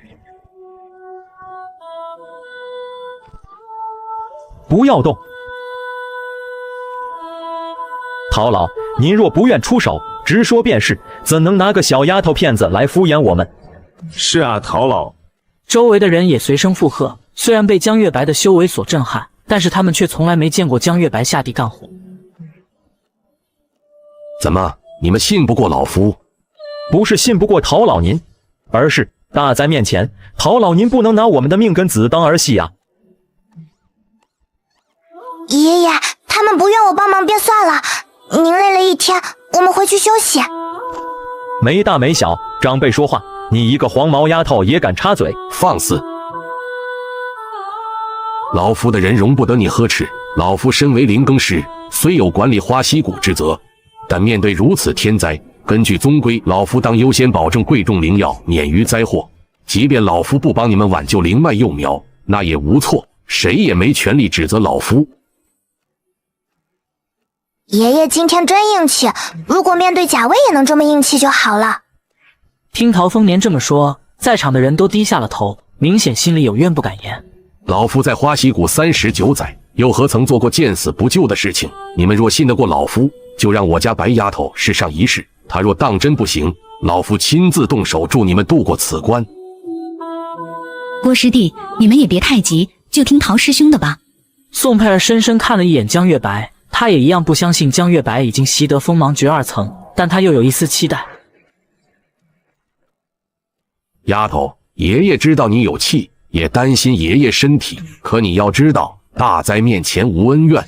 听陶丰年这么说，江月白泪光闪烁，他想起了和娘相依为命的日子，在快饿死的时候，常年和娘吵架的姨娘送来了救命的半个地瓜，没有姨娘可能就没有现在的他。那碗地瓜的香甜仿佛还残留在鼻尖，那是江月白一辈子都不会忘记的味道。爷爷，我试试吧。尽力就好，实在不行有爷爷在。我知道。他入谷还不到2个月，能会2级锋芒诀，我才不信。我入谷1年多，云雨诀也才刚到2级，那还是5道法术里最简单的。草木诀我学了快2年，还在1级打转呢。锋芒诀比草木诀难多了，他怎么可能会？他要是真会2级锋芒诀，我把这田里的冰甲虫全吃了。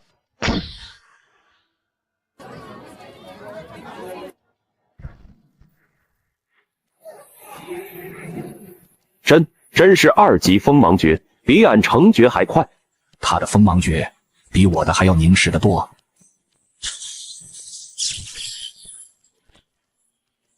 他失败了，锋芒诀破开了冰层，但却没破开冰甲虫坚硬的外壳。江月白此刻就像泄了气的气球，周围的空气也仿佛凝固了一般。这番变故让在场的所有人都没预料到的。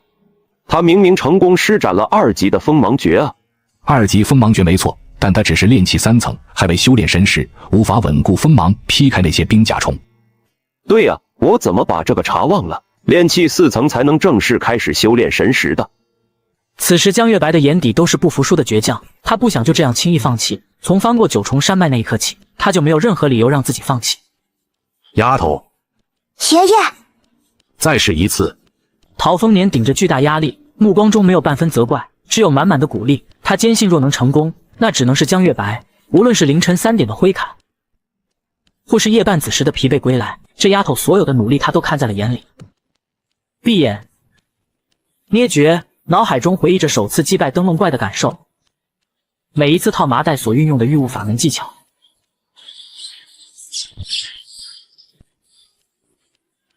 这一刻，全场寂静的可怕，仿佛能听到雪花下落的声音。刚刚还在质疑江月白的郭震，此刻震惊的合不拢嘴，而最为震惊的莫过于刘大山和方中，他俩深知锋芒诀的难点，但此时江月白却顾不上其他人的想法，因为他识海传来了一道声音：你在锋芒诀上运用出了砍柴刀法，成功斩杀冰甲虫也是个人才。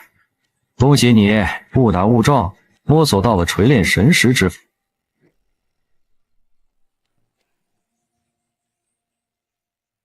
套麻袋，套麻袋，还是套麻袋。小师妹，刚刚是我冒犯了，这是20块下品灵石，我这20亩地有劳你了。小师妹，你是怎么不伤及幼苗就斩杀冰甲虫的？师兄求指教。骗子，大骗子！吕师姐，你说什么呢？吕师姐，你去哪？爷，吕师姐，这是咋了？在这发什么呆？你个臭小子，同样是武灵根，看看你江师姐，赶紧给老子清血去！你不也是武灵根，还不是连个锋芒诀都没学会？你给我站住，臭小子！这是辟谷丹，没什么丹毒，在宗门没有扭转乾坤之前，还要多辛苦你几日了。放心吧，爷爷，你也别太累了，实在救不回来也是天灾人祸，相信宗门不会怪罪的。不必担心我，爷爷可是炼气圆满，倒是你如果灵气枯竭，就用灵石恢复，别舍不得。我知道了，谢谢爷爷。这是奇物志上记载的冰甲虫王。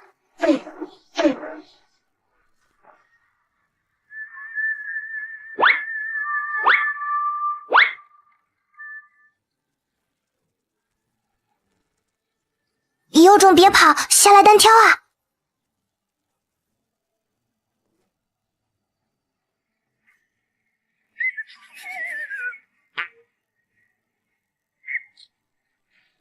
这下被我抓到了吧？不过，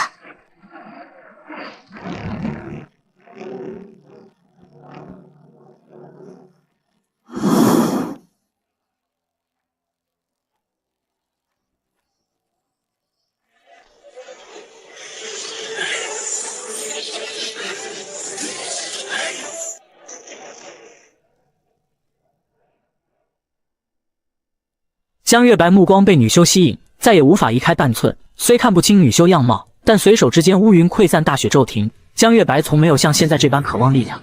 爷爷，他是谁？十不杀一人，千里不留行。是了拂衣去深藏功与名，他乃阵法师，天罡峰首座，拂衣真君赵拂衣，如今天眼宗元婴期战力第1。爷爷，我要做阵法师。爷爷支持你，不过想要做阵法师，就要以符箓入阵。等爷爷忙完，带你去南谷方市买些制服的必需品，剩下的活你帮不上忙，你先回去休息吧。不要，我在老槐树下等爷爷一起回去。好。老槐树下，江月白盘点这几日的收获，帮助修复灵脉收获的灵石还剩下67块，还有一只冰甲虫王。不过此时他四脚朝天，像死了一样，要不是江月白看过其物质，可能就被他这桩死的手段给骗了。而收获最大的是尸海中的神石，此时一株翠绿的3叶幼苗静静地漂浮在那里，而在幼苗周围3片雪花漂流不歇，二者共存，互不影响。木属性和冰属性的神石，不知什么样的法门才能继续修炼这2种神石。江月白又看向修仙面板，经过这几天的除虫，锋芒诀已经来到了2层进度的一半，原本需要10天才能达到的进度，却在灵石的补充下1天1夜就完成了。果然还是灵石好使，如果我有一座灵矿就好了。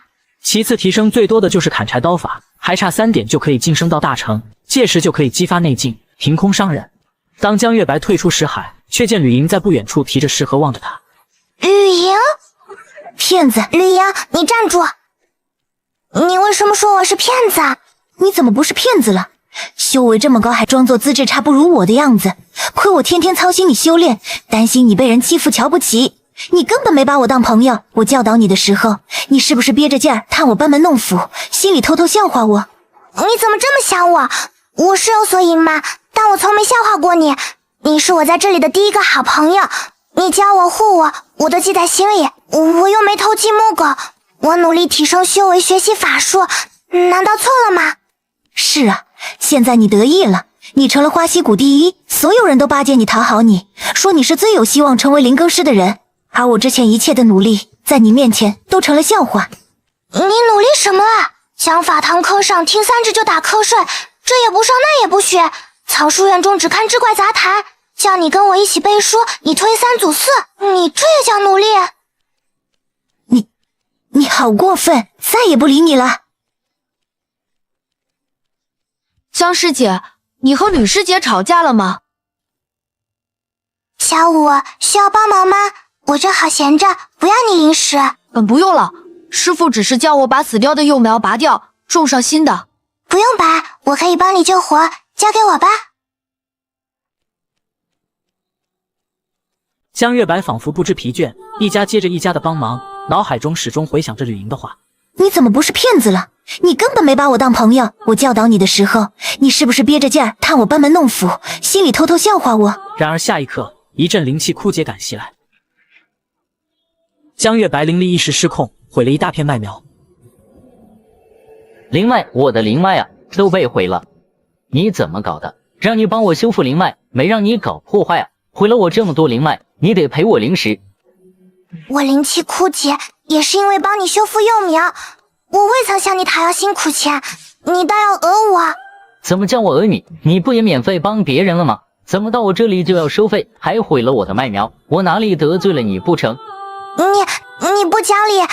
小小年纪草木诀用的不熟练就早说，我也不跟你多要，把先前除虫我给你的灵石还我，这件事我就不跟你计较。江月白内心憋屈，他求助的看向周围他帮过的人，然而却没有一个人愿意站出来。泼皮无赖，就要欺负我江师姐！小五，你没事吧？真是不自量力！你他娘的找死是不是？谁你都想欺负欺负？师傅踹得好，让他敢欺负江师姐。郭老黑，我和你拼了！正丽，你这是想干嘛啊？难道你忘记宗门的规矩了？误会了，不是，就是跟江小师妹闹着玩呢。行了，忙完了，都回吧。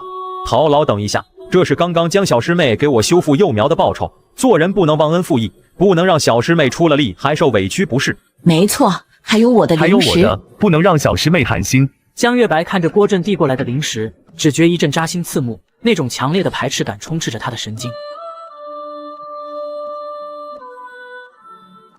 爷爷，我错了。错哪了？生米养恩人，斗米生仇怨，雪中送炭难，锦上添花易。可时移地如甘露，最后天悲不如无。待人而留有余，不尽之恩，可以维系无厌之人心。遇事而留。既然你都知道，今日又为何要哪般？我是被吕莹气昏头了。吕莹。随后江月白将事情原委说给了陶丰年。我是隐瞒了自己何时突破，但我修炼到炼气3层是昨天的事情。在这之前，我根本就没骗过他，我也没笑话他，他凭什么讨厌我？说我是骗子。那吕莹又为什么一定要喜欢你？丫头，吕莹厌你是她的自由，你若改变不了，就得接受。爷爷，你怎么能这样？你就不能说吕莹不跟我做朋友是她的损失吗？是不是损失也是她的事，你不能有这样的心思，否则你会生执念，沉浸在你跟她的差距中患得患失。她若无法超越你，你自优越着；她若有朝一日胜过你，你的信念顷刻就会崩塌。江月白有些懵懵懂懂，回想着他先前在地里忙活，心中想的都是吕莹不如他的地方，想吕莹又凭什么有资格讨厌他？殊不知这种情绪已经变成了他的执念。你无法让是人都喜欢你，他人也没有义务一定要喜欢你。就像你适才在田间做了那么多事，有些人依旧不会感激你，所以不要在意他人好恶和看待你的目光。他人厌你，你还是你，你无需改变讨好取悦自己，每一日都是满足欢喜，明白了吗？爷爷，我懂了，但是吕莹是我隐瞒在先，而且我今天对她说了很过分的话。你若觉得他值得你付出真心，便去付出，不必瞻前顾后，顺应自己内心，只是无论结果如何，你都要坦然接受。爷爷，既然我都知道错了，刚才的零食能不能还我？我想买点东西，一来给吕莹道歉，二来还想去感谢黎长老。要不是他指点我，我修为不会进步这么快。怎么就没有爷爷的份？当然有了，爷爷的礼物我要送的特别一点。好，早点去休息吧，明日一早咱们去南谷方室。好。第二天，江月白坐着爷爷的纸鹤前往南谷方室，在鹤背上，江月白祭炼着他抓来的冰甲虫王。嘿嘿，你神识微弱，祭炼之事循序渐进，3-5日便能成功。我知道了，爷爷，你可曾以水灵气施展过草木诀？何故有此疑问？我在想，如果草木诀可以掠夺草木生机，是否也可以掠夺人的生机？此乃邪道，说说便可，万不能在人前施展，否则宗门饶路了你。我知道了。草木诀本质便是掠夺，动物和人皆可被掠夺，人若被掠夺生气，损的便是寿元。草木诀不修到5层顶，不会置人死地，宗门这才传下这道法术。那掠夺人的寿元之后，可以反哺给其他人吗？自然不能，以草木诀掠夺的生气，只能反哺草木。我们快到了，坐稳喽。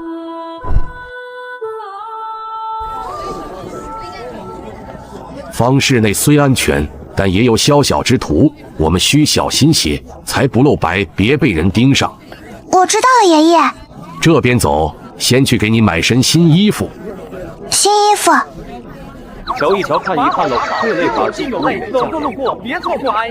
瞧一瞧，看一看喽，各类法器有类，走过路过别错过哎。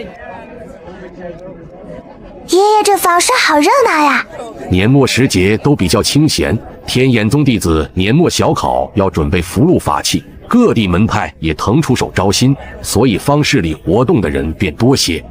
爷爷要去仙草楼寻个老朋友，对面有书局，你可以先去看看，莫要乱跑，知道吗？爷爷去吧，我就在这附近等你。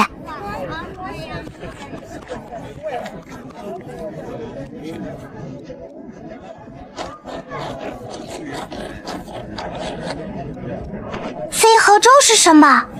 雷音核桃雕刻成舟，遁速如电，7品飞行法器。7品飞宝，爷爷的纸鹤也太破了，正好给他换掉。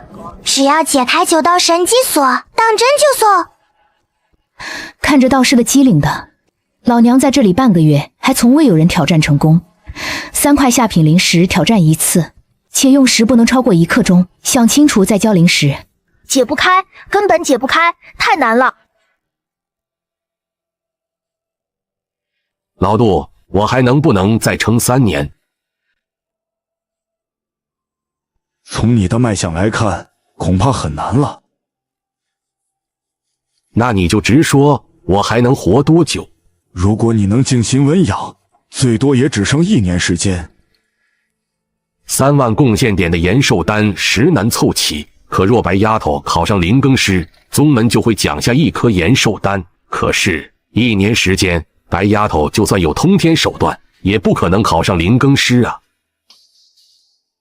杜兄难道就没有什么办法了吗？哪怕让我撑上2年也行啊。你去年过来时不是还说顺应天道安排，今年这事……陶丰年苦笑，若能不死，谁愿意死？若非为了活，他怎会来修仙？从前是看不到希望，心中也无牵挂，死便死了。可如今一想到江月白，他就心如刀绞，万般不舍。其实也不是一点办法没有。蛊虫为引，以蛊吊命，但这无异于饮鸩止渴，你可要想清楚了。饮鸩止渴，我也别无选择。那丫头整日说要争，不与天争，必被天灭。我既不想死，那便争上一回又何妨？也是天道眷顾你，不然仙草楼半年前不会碰上那天巫蛊师买下这一批谷物。你且稍等。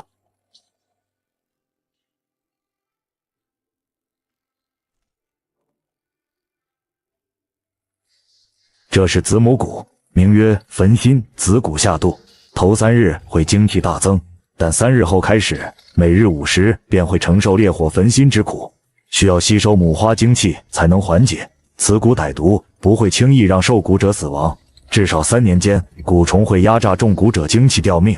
要解此蛊，你需以自身血液浇灌母花，待花结果，吞其果实方可解蛊。老杜，此恩等同再造，陶某多谢了。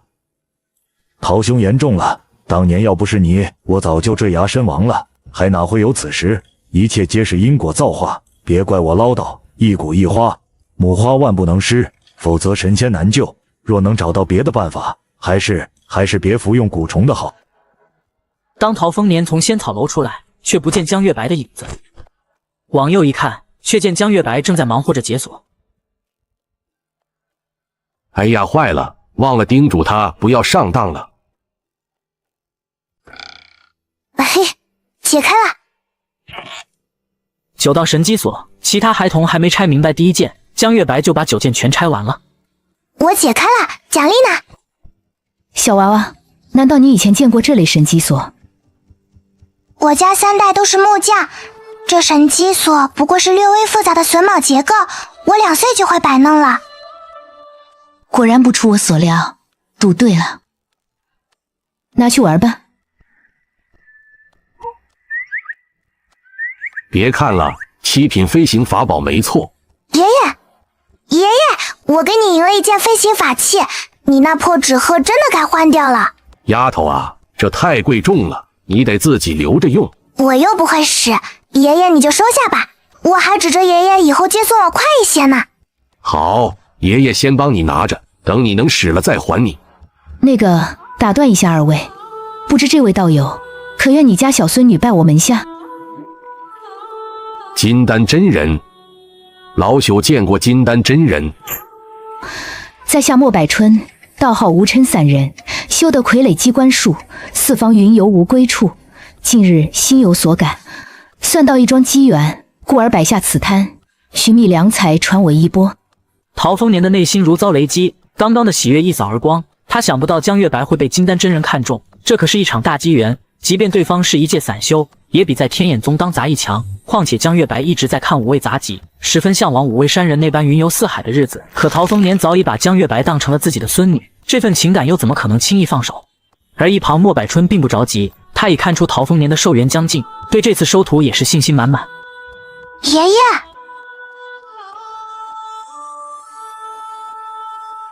丫头，无嗔散人是金丹真人，他想要收你为徒，带你云游四海。这件事对你来说很重要，所以需要你自己来做决定。你无需担心爷爷，只问你自己想不想跟他走。我要和爷爷在一起，哪也不去。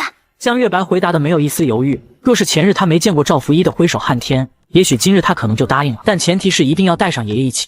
此刻他已有了坚定的目标和想要追逐的人，便不会再三心二意动摇己心。多谢真人看中，但我已有自己想要追求的道，只能跟真人说声抱歉。陶丰年此时一脸紧张，生怕江月白的话激怒莫百春，怎料莫百春眼中却露出不加掩饰的欣赏。小小年纪道心坚定，当真是璞玉良才。你今日若说是舍不得家人，或是朋的理由拒我，我定要绑了你走。既然不愿拜我为师，就快些走远，莫要惹我心痛。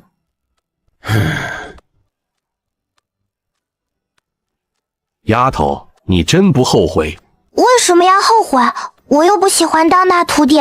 我祖父我爹错了一辈子木头，我小时候吃窝头都能吃出木屑来，我才不要跟他们一样继续做木头。就因为这，最主要的是我想一直待在爷爷身边，除了我家人，这世上再也找不出比爷爷对我更好的人了。你这丫头真是口蜜腹剑。我是口蜜腹剑，不过是蜜饯的饯。嘿嘿嘿。好，此事过去就不提了，先找个地方先住下，明日再让你玩半天，下午我们再回去。太好了！爷爷累了，倒头就睡。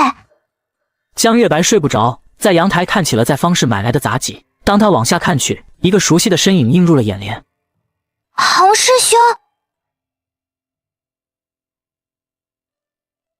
江师妹，劳烦你帮我看顾婉娘片刻，我去就来。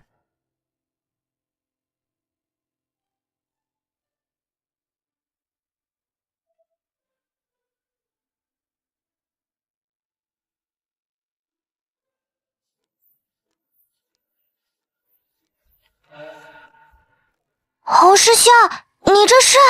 我与婉娘一见倾心，本该在凡间相携一生，怎料世事无常，狗官强纳婉娘为妾，我杀狗官被追杀，九死一生之地得仙缘。本以为我不在，婉娘能嫁户好人家，美满一生。若非我此次炼气圆满，虚了尘缘，对她放心不下，竟不知她一直在尼姑庵带发修行，等我回去。只可惜我还是回去晚了，20年忧思，她已耗空精气，病入膏肓。我带她到此地休养，竭尽全力为她医治。可他不愿断我仙路，一心求死。今夜就是他的大限，我年少冲动，负他一生，此时能为他做的，就是让他成为我的结发之妻。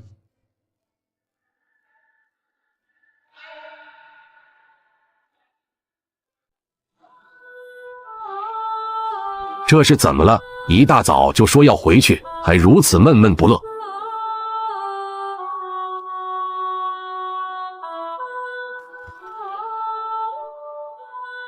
希望来世不再相见。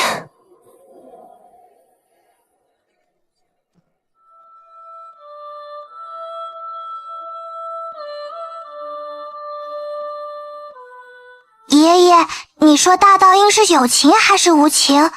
为何五位山人说大道无情，可洪师兄却……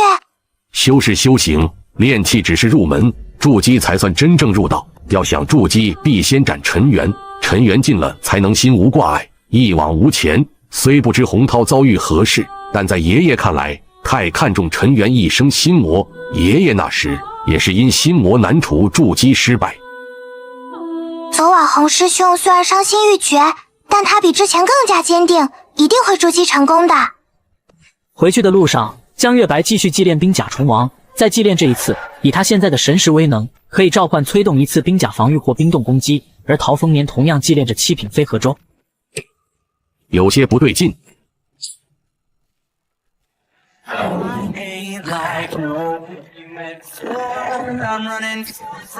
丫头，快抓住爷爷！爷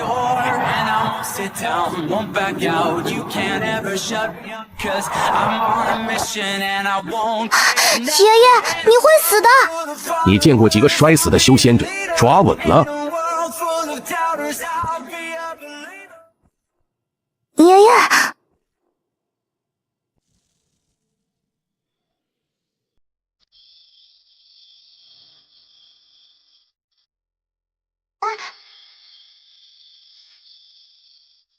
这是阴修的手段，运功守住本心，别松懈。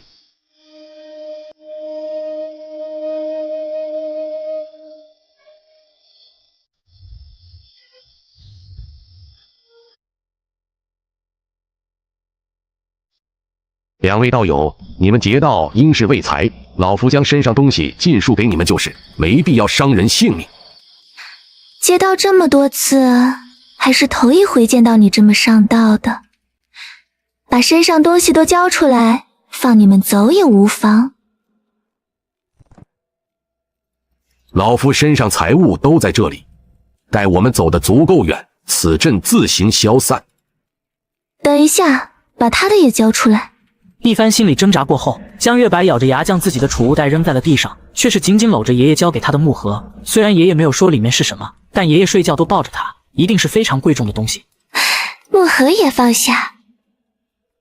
两位道友，木盒里不过一株不值钱的花草，实不相瞒，老夫乃天眼宗灵更师，此物是为宗门一位爱养花草的元婴真君所寻，不过就是长得怪异了些，没什么特别之处。老夫将财物都给了你们，没必要再节外生枝。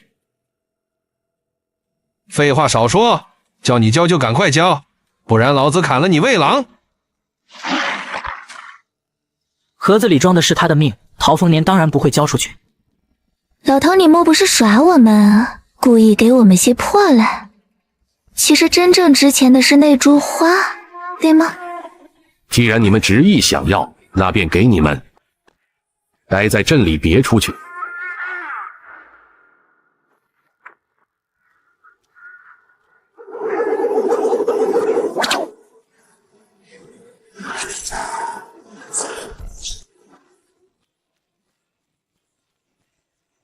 炼气3层的小丫头，武技竟如此凶狠，还真不能小瞧了你。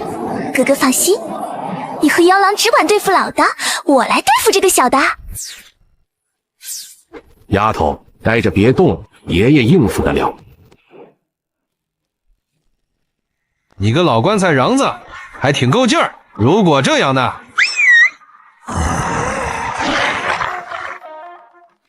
我倒要看看这阵法还能撑多久。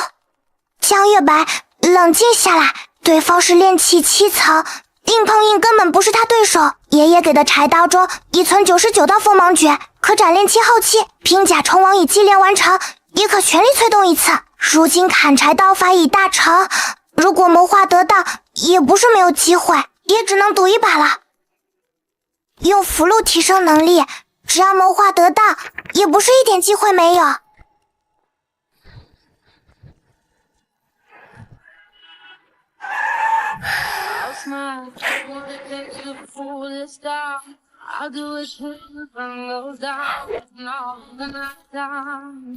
丫头，快回去！老头，别分心，你的对手是我。老头，我要你亲眼看着，一点一点的将你孙女折磨而死。哎，爷爷，我不是废物。来，丫头。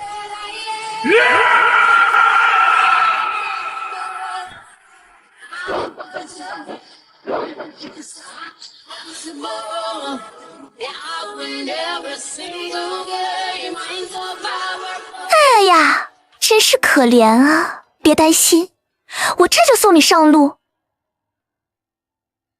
终于放松警惕了吗？只有这一次机会，我死了，爷爷也自身难保。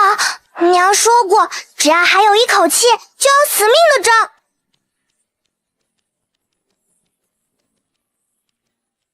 雕虫小技。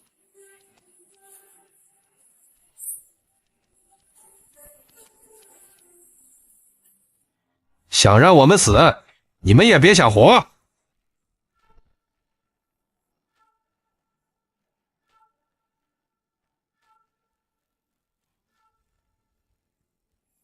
坏了，是尹受敌，他在将附近的妖兽往这引。丫头，你快走，往北30里便是天眼宗巡守地界，爷爷助你杀出重围。爷爷，怕是来不及了。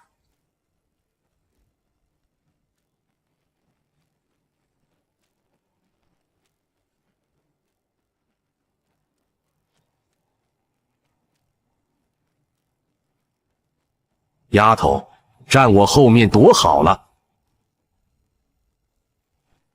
百兽来袭，我看你们还怎么活！好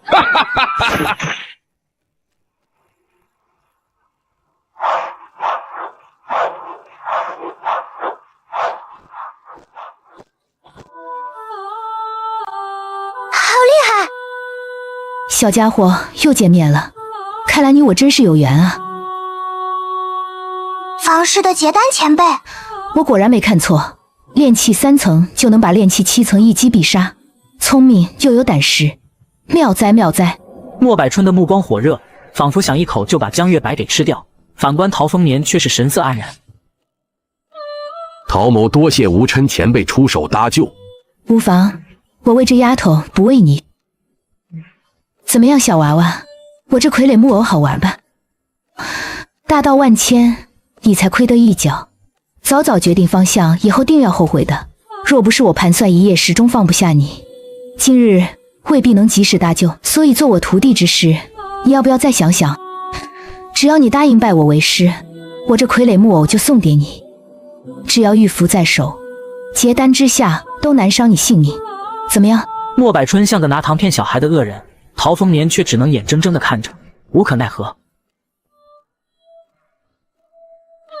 可能会后悔，但不是现在。就像您说的，大道万千，我才亏得一甲，那便等我全都亏上一遍，再决定也不迟。不被浪花迷眼，我倒是越来越喜欢你了。可能是你我缘分未到。这东西你拿着，若是想通，到灵鹤门寻我。尘缘易了，心魔难除，你不该拖累他的。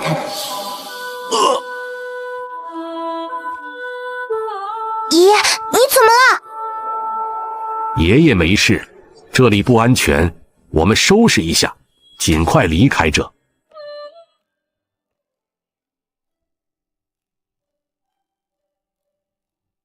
爷爷，劫道的事情在南谷房市周围经常发生吗？不好说，你问这个做什么？我总觉得哪里不对，我甚至怀疑这一切都是莫百春安排的。你可以怀疑，但没有证据便不能乱说。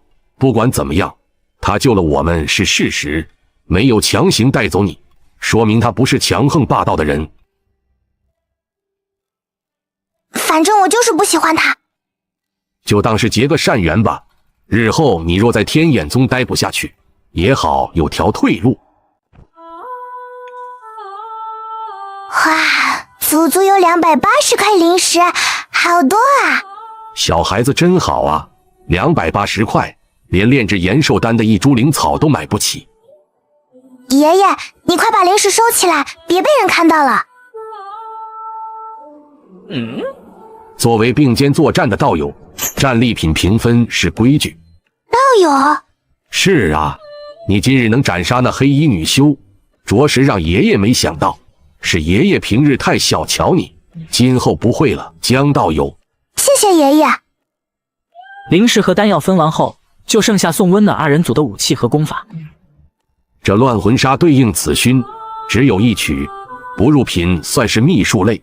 那黑衣女修还未练到家，若是练到圆满，只怕一闻此曲，我们顷刻间就会神魂大乱，自相残杀了。江月白一阵后怕，还好对方不是主阴修，不然很难想象今天的结果如何。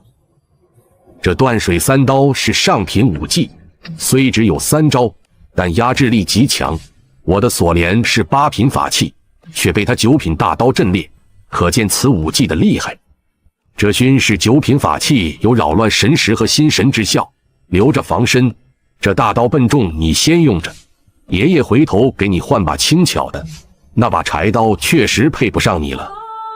哪有？我觉得它很好用，而且9品法器我现在技炼困难，用不了太多个。等我神识强些再换刀。大刀爷爷留着，战利品平分不是吗？丫头，你才6岁啊，懂事的让爷爷心疼。陶老气色不错啊，看来这趟出去又有大收获。是啊，看你红光满面，精气饱满，遇上什么好事了？哪有什么好事，还是老样子。江月白仰头盯着陶丰年，心想着前日莫百春给的疗伤药果真好用，爷爷这2日的气色比以前好多了，就连咳嗽也减轻了不少。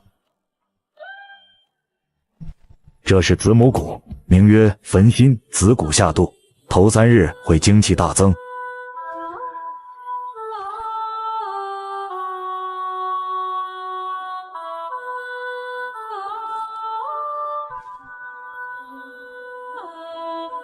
爷爷，你先回去，我想去一趟万法堂巡礼长老，把我准备的礼物送上。好，爷爷先回花溪谷，出了万法堂就直接回来。若是有事，便用纸鹤传讯。主峰乃门派重地，切莫乱跑。知道了，爷爷。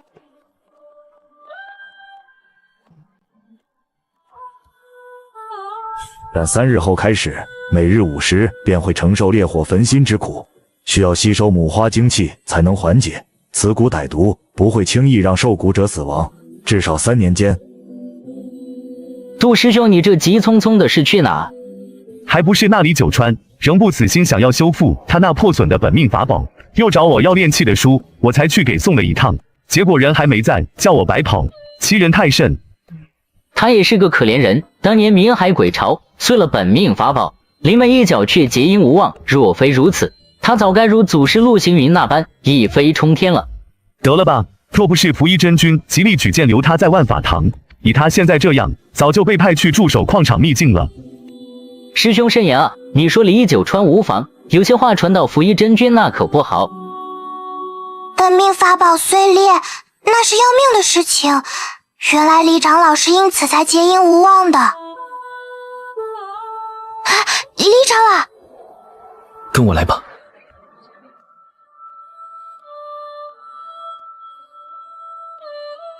想不到你真的贯穿了5行墙，若非宗内不许金丹真人收徒，我定要将你收到门下。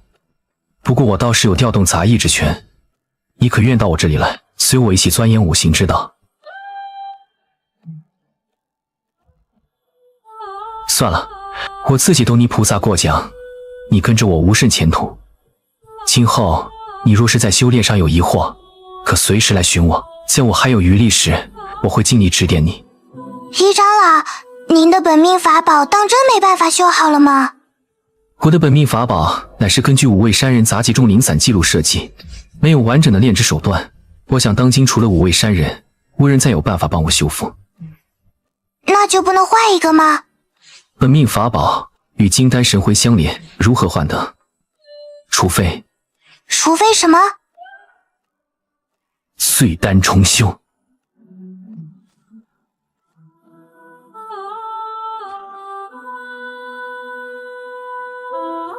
李长老，这是我在南谷房舍买的灵物仙茶，感谢李长老这些日子的指点。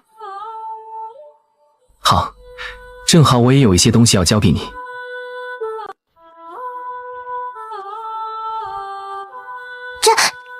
这幅是谁的画像？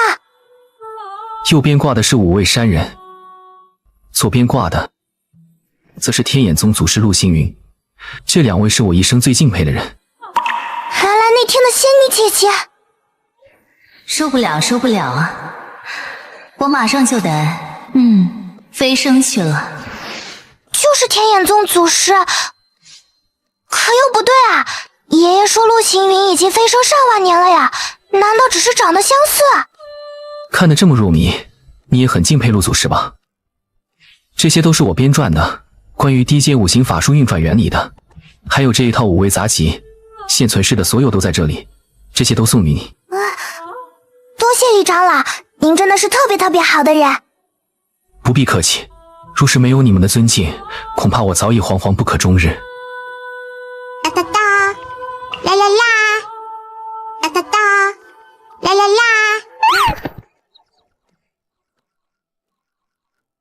江师姐，你趴在这里干什么？小五，是你呀？这叫花煎，你和你师父吃，这弹弓是特意买给你的。江师姐你真好，我都好久没开过荤了，我师父简直抠死了。我才不要你感谢呢，你可记得弹弓打刀野鸡，一定要叫我一起烤着吃，不准吃独食哦。一定叫上师姐。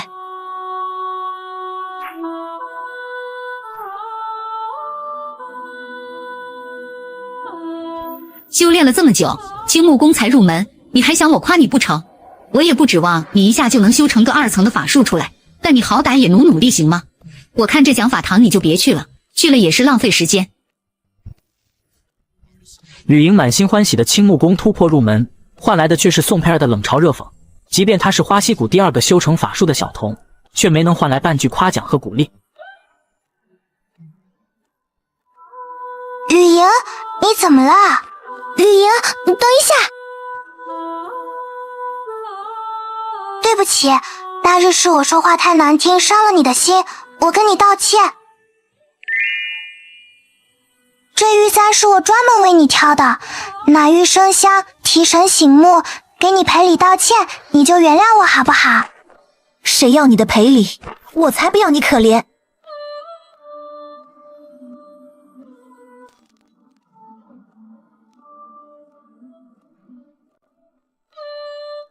嘿嘿，你不喜欢这簪子也没事，我还有些零食，你想要什么告诉我，我买给你。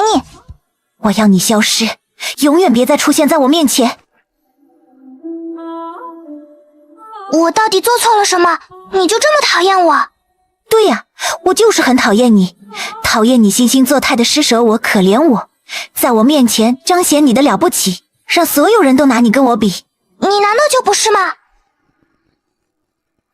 当日我为花溪谷最末，你为花溪谷第一，那么多人，你为何偏偏要跟我做朋友？你难道就没有龌龊心思？你真以为我傻吗？你不就是想用我来衬托你的优秀，衬托你的善良吗？你有能耐，你去跟陆南之他们做朋友啊！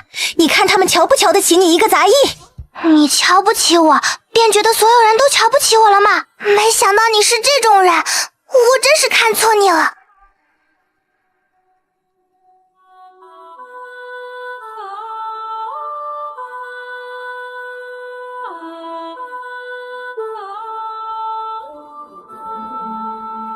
我不是，我没有。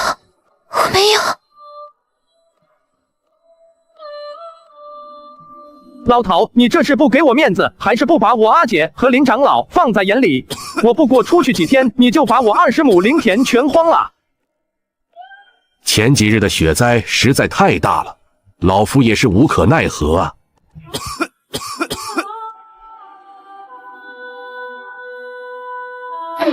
小魏，你想干嘛？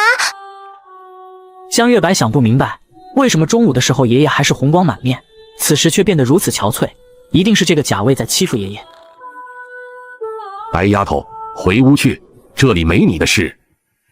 小丫头片子，不想死就快给老子滚一边去！该滚的是你，3天2头让爷爷给你干活，此事说到哪都是你没理。爷是花溪谷主事，你只是个杂役弟子，你伤我爷爷是要被尊贵处罚的。给我闭嘴！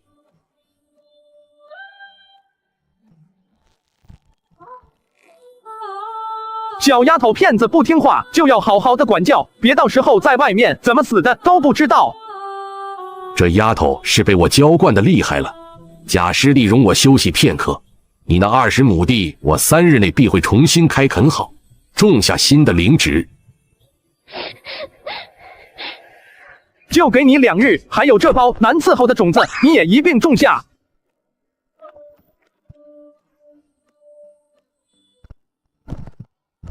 爷爷，你怎么了？套麻袋，套麻袋，还是套麻袋。爷爷，你不要紧吧？丫头啊，那贾卫就是个小人，你不该得罪他的。就任凭他欺负爷爷嘛！2日内20亩地开垦播种，他分明是要爷爷的命。一连2日，爷孙俩在田间地头忙碌，江月白心里生着闷气，只埋头干活。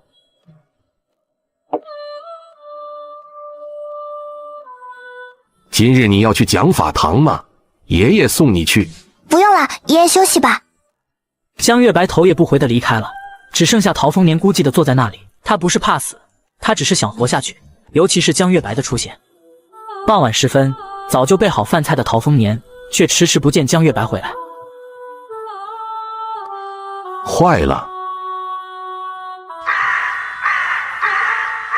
你们俩打架，我只是路过看个热闹，为何我也会被罚到阴风剑来陪你们面壁7日？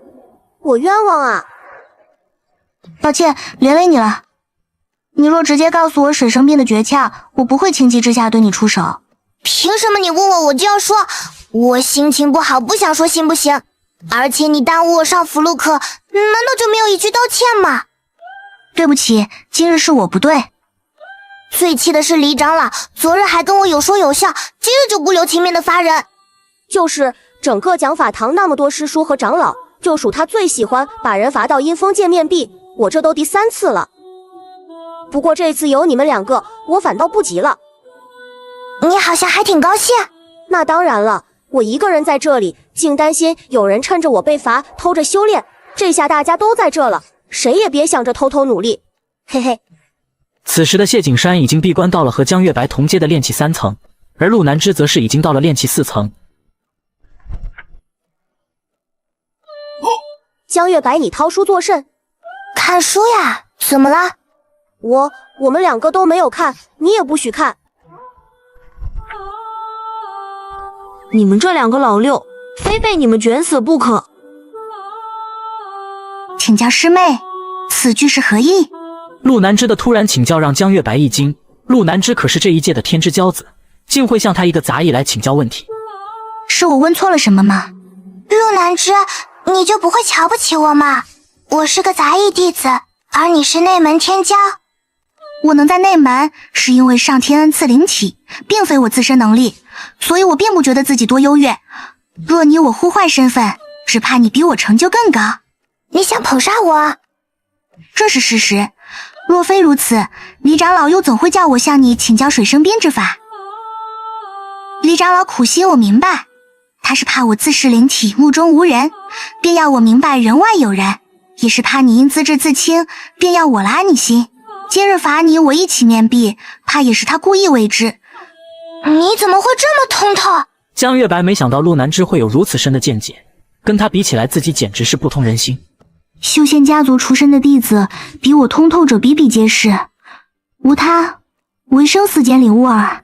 初见陆南之时，他一脸冷漠，江月白以为他是自傲，此刻他才明白，陆南之早已看透了世事人心的懒得浪费表情和感情这种对他无意义的事情上。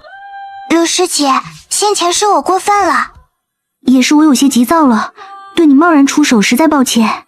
可是陆师姐，在我看来，你并非急躁之人，为什么你会那么急切的想要领悟水生鞭？我娘乃是和我一样的天生水灵体，进了陆家后，却成了我爹结阴的踏脚石，最后落得灵体尽毁，眼睁睁地看着我爹身边新欢不断而搓磨度日。水灵体与丹灵根结合生下来的丹灵根，甚至灵体的几率很高。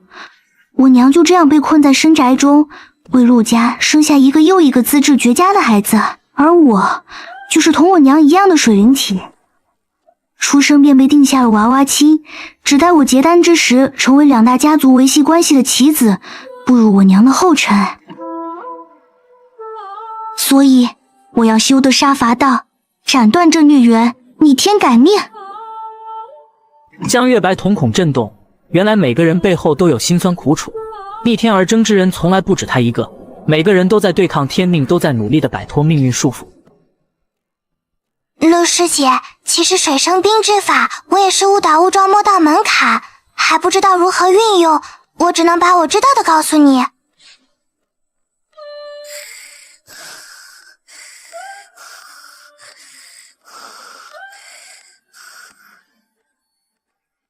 套麻袋，套麻袋，还是套麻袋。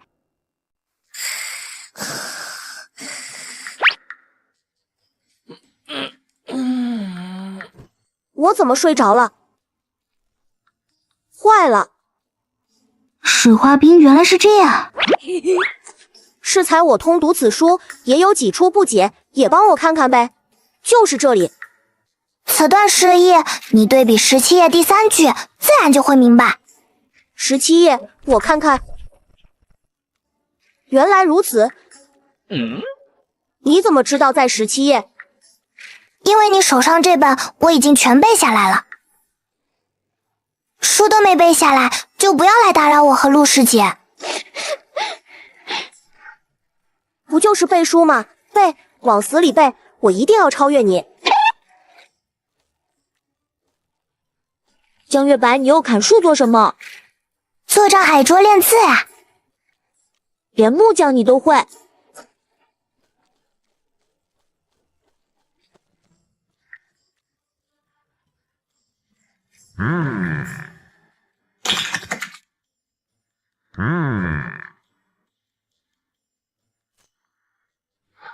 你不是说练字吗？怎么又写起符箓了？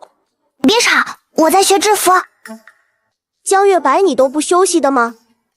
休息啊，我现在不就是身体在休息吗？我去那边再练一会功法去，让头脑也休息一会儿。你是人我吃。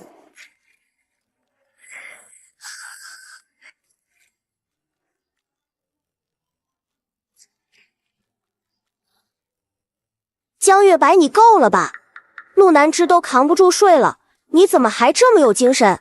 睡觉太浪费时间，你睡吧，我开会五味杂技给你们守夜。你不睡我怎么敢睡？我还要超过。谢景山原以为陆南枝已经是他见过最勤奋的人了，直到遇上江月白，他才知道陆南枝就是个屁。江月白也觉得奇怪，自打他修成五行归真功之后，精神就越发抖擞，就像感觉不到疲惫一样。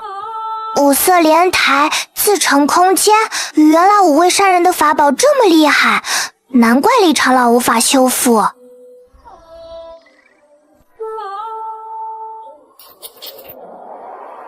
上次就觉得这里面有东西。打开头盖骨，里面镶嵌着一颗灵石，在灵石下面隐约有一张纸，貌似只有拆开才能拿出来。太卑鄙了，这是想我拆了木傀儡，取出里面图纸研究学习，下次见面不叫师傅都不行。哼，我江月白是有骨气的人，想让我上套门都没有，我说什么都不会拆木傀儡的。这比我爹造房子的图纸复杂精密多了，恐怕一时半会装不回去了。这反面是神机石，乃傀儡操控核心。初入门者以灵石造低阶神机石，在其内形成法阵，可操控炼器傀儡。以神石凿刻灵石，同时助长神石威能。喂，进士的锤炼神石的法门。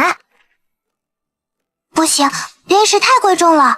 爷爷说过，一块灵石就是10斤灵米，绝对不能浪费。好吧，就试一次，就一次。直到天边泛起鱼肚白，江月白还在凿刻灵石，地上散落着凿刻失败的前12颗，都浪费了1颗，好在可以锤炼神石威能，不然亏大了。唉，如果我有一座灵石矿就好了。还在睡，不知道爷爷收到我烧的信没？先去找找看有没有通十里坡的路。奇怪，十里坡那边鬼灯那么多，为什么这边一直都看不到？那就来学习一下阴修吧。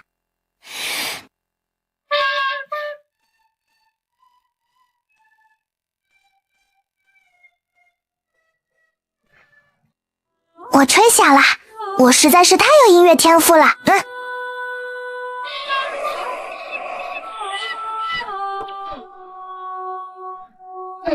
还想偷袭我？啊，怎么有一只不一样的鬼灯？给我站住，别跑！这下没有路了，我看你还往哪里跑？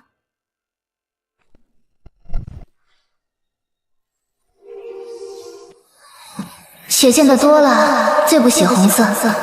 今日上元，便做一盏壁灯给你。这里是鬼灯老茶。江月白，你在哪里？套麻袋，套麻袋，还是套麻袋。一大早你又偷偷练功去了？练不练功你也管不到我，谢师弟。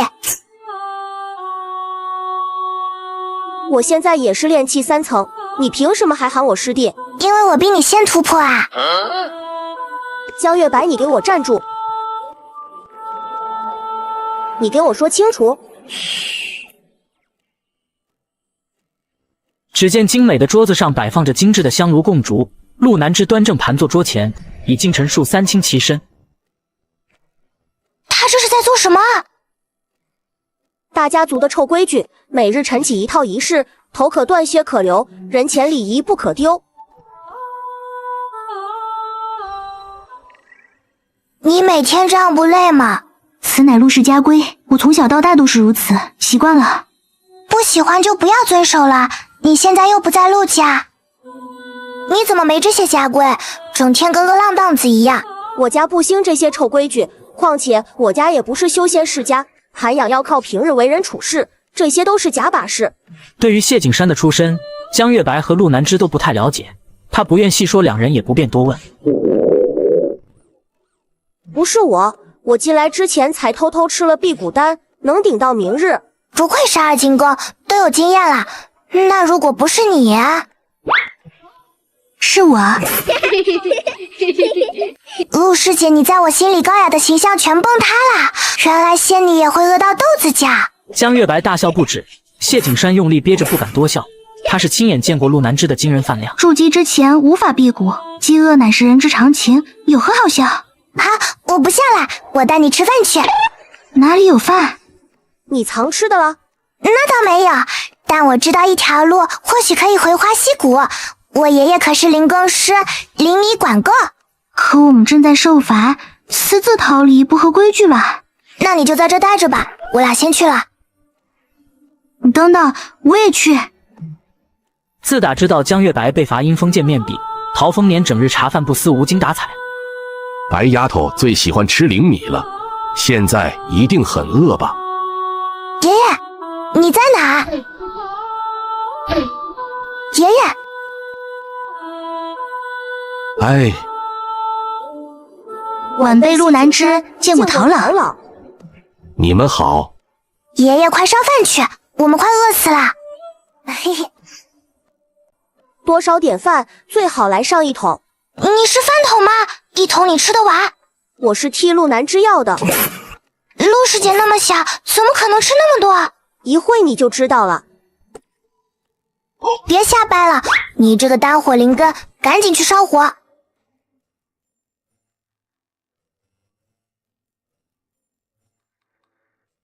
我不太饿，吃饱了。我也差不多，吃的有点撑。嘿嘿。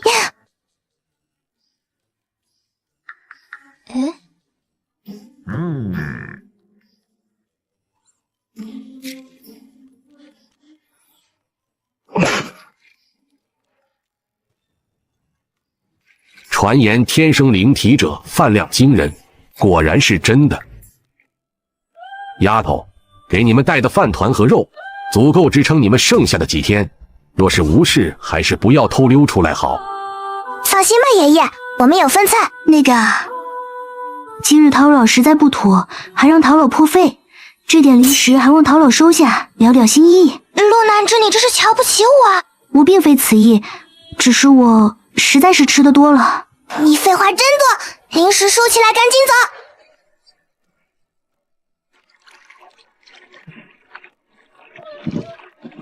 月白师妹，其实我不是那个意思。那你什么意思？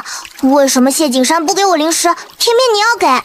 陆氏家规有言，君子相交，须得敬而无失，恭而有礼。你不觉得你现在很累吗？你既要修的是忤逆之道，还守陆氏家规做什么？忤逆之道。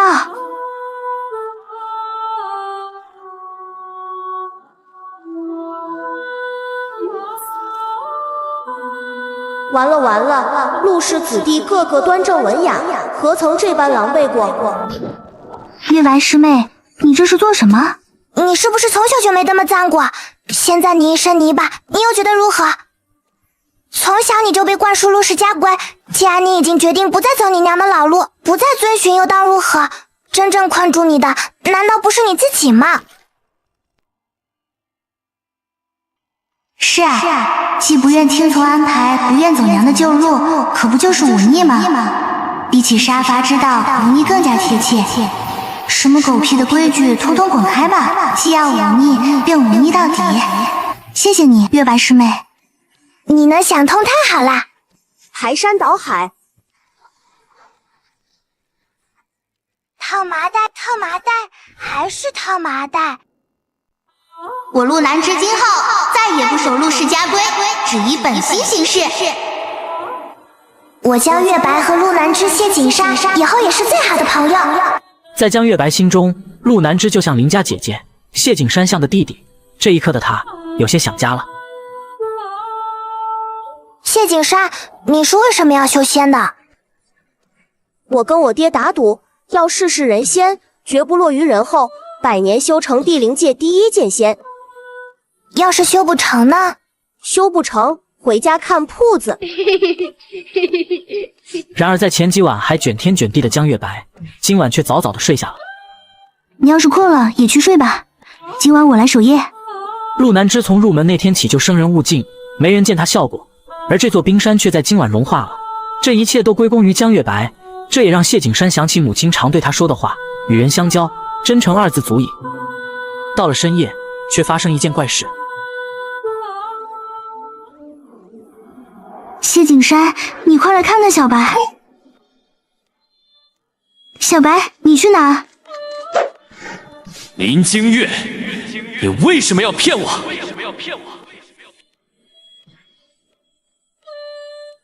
？99991 99992 99993。你是谁？这里是什么地方？99998 99999。怎么缺了一个？找到了。请问这是何处？你又是谁？小白醒醒！小白，你能听到我说话吗？他应该是陷入了梦魇之中，这里阴气极重。那现在怎么办？我在此守护，你想办法去找李长老。小白只是杂役弟子，旁人不会在意他死活的。好，我这就去。等等，若是找不到李长老，就去找宗主婆婆，就说我出事了。你先别急，听我说，反正我也跑不掉。你能告诉我发生什么了吗？你想听吗？想听，我最喜欢听故事了。你最好讲的久一些，事到如今也只能拖下去了。那年苍国与西云两国开战，我首次出征就连失2关，而眼下的春山关若是失守，西云蛮兵必将杀入中原。就在开战的前一个晚上，那晚我正苦思如何抵御西云蛮兵。谁？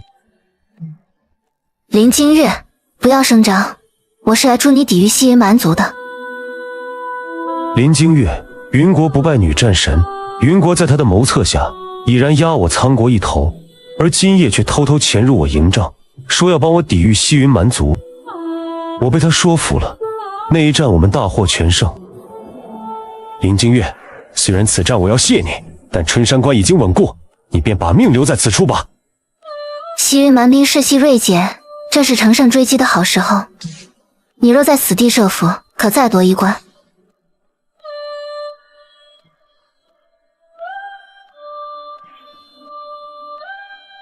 来了多日，还未请教将军高姓大名。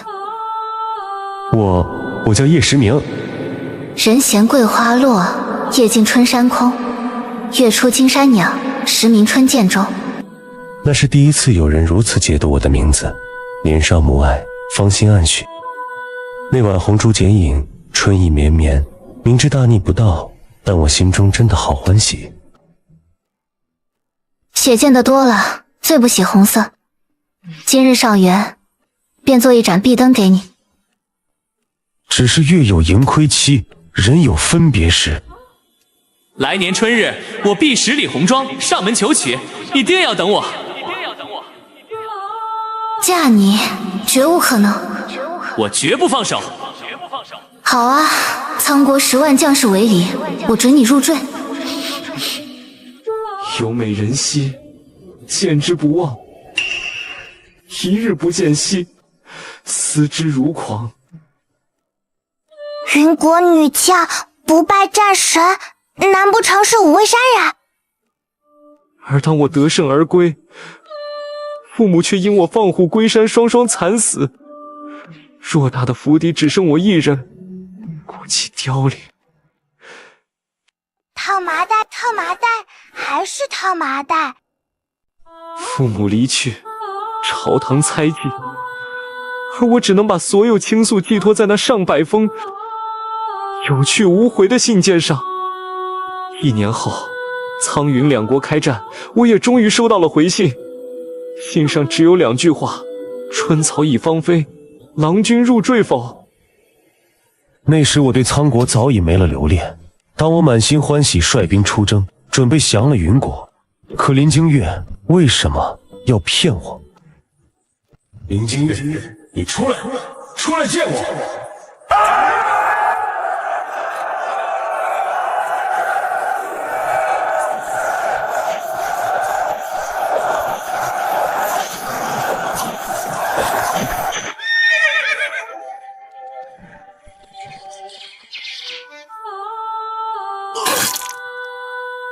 林京月，即便你骗我，我仍不恨你。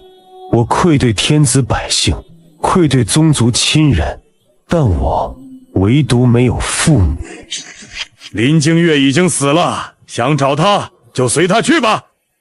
本想死后去黄泉寻他，只因10万冤魂缠身，又有仙人搬山镇压，我才被困于此。我在此熬了1000年，那日强行冲破封印，引起血灾已然暴露。你们3人中只有你没有护体法宝，也只能用你来凑齐10万数。等一下，杀了我你也找不到他。京月，你可有表字？满啜禅林五味茶，清风吹散事如麻。我表字五味。如果书中五味杀人就是林京月的话，那他非但没死，还走上了仙路。此时已经化身离开此界去了别处，而且一派胡言！你说你愧对天子，愧对百姓，愧对宗族，无为不负他，可他与你所言恰恰相反。吾之一生，无愧于天子，无愧于百姓，无愧于宗族，为负一人。叩问极心，有愧仍无悔。大道无情，唯吾独行。尘缘尽了。有愧无悔，大道无情，尘缘尽了。原来10万将士为礼，我才是那最后一人。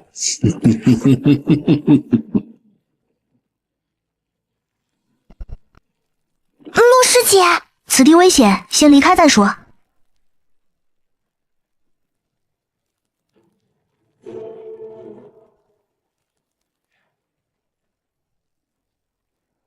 坏了，这里是唯一出去的路。林清月，你在哪里？我怕，我们飞出去。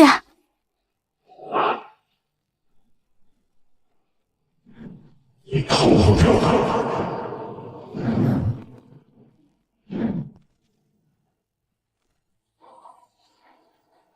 这些鬼灯无穷无尽，恐怕我们支撑不了多久。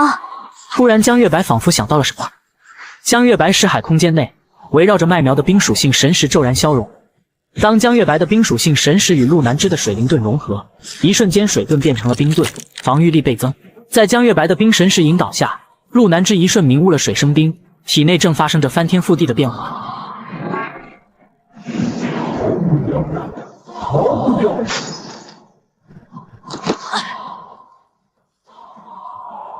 林清月，和我一起轮回吧！大胆恶鬼，竟敢在我天眼宗内撒野！不知道老子火气很大吗？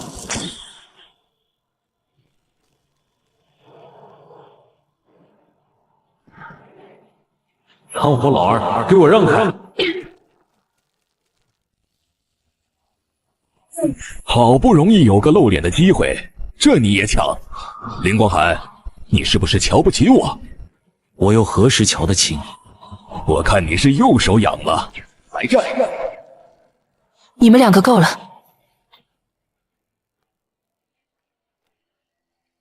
既然事态已经平息，你们2个随我来修复阵眼。服役真君也来了。江月白看到赵福一很是激动，然而赵福一却径直看向了陆南之，见他没有事，这才离去。套麻袋，套麻袋，还是套麻袋。这是……突然，一股陌生又熟悉的记忆强行灌入了江月白脑中。这股记忆正是叶时明的一生。小白小心！坏了，这恶鬼还留了一手，这距离就是符衣真君也来不及了。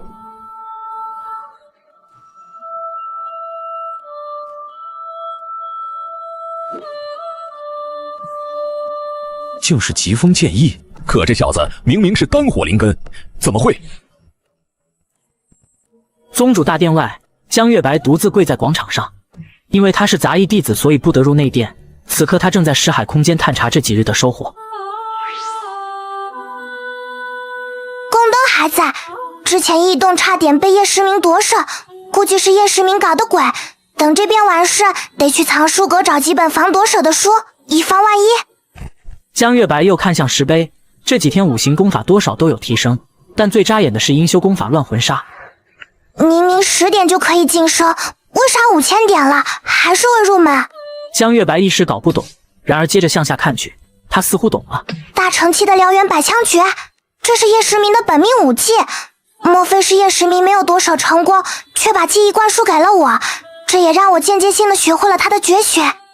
记忆中叶时明确实对阴修也有一些造诣，所以乱魂杀会是现在这种状态，这也是唯一的解释了。估计林金月当时只是一句戏言，没想到叶时明却当了真，还为此搭上了性命。总归我长大以后绝不会像叶时明一样，我要一心追求大道，谁敢挡我先路，统统套进麻袋里。哼！陆南之，你刚才为什么不帮江月白多说些好话？难不成你想邀功？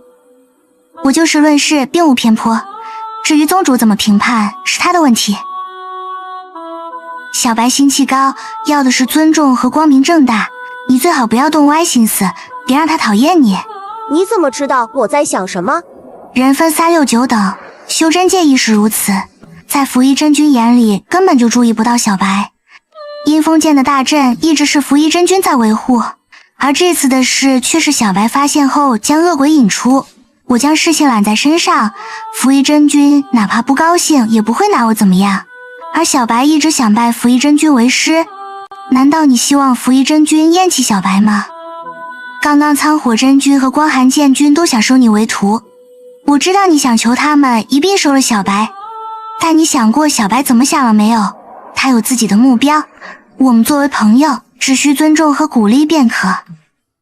可要只靠他的资质，何时才能进入内门，与我们真正站在一处？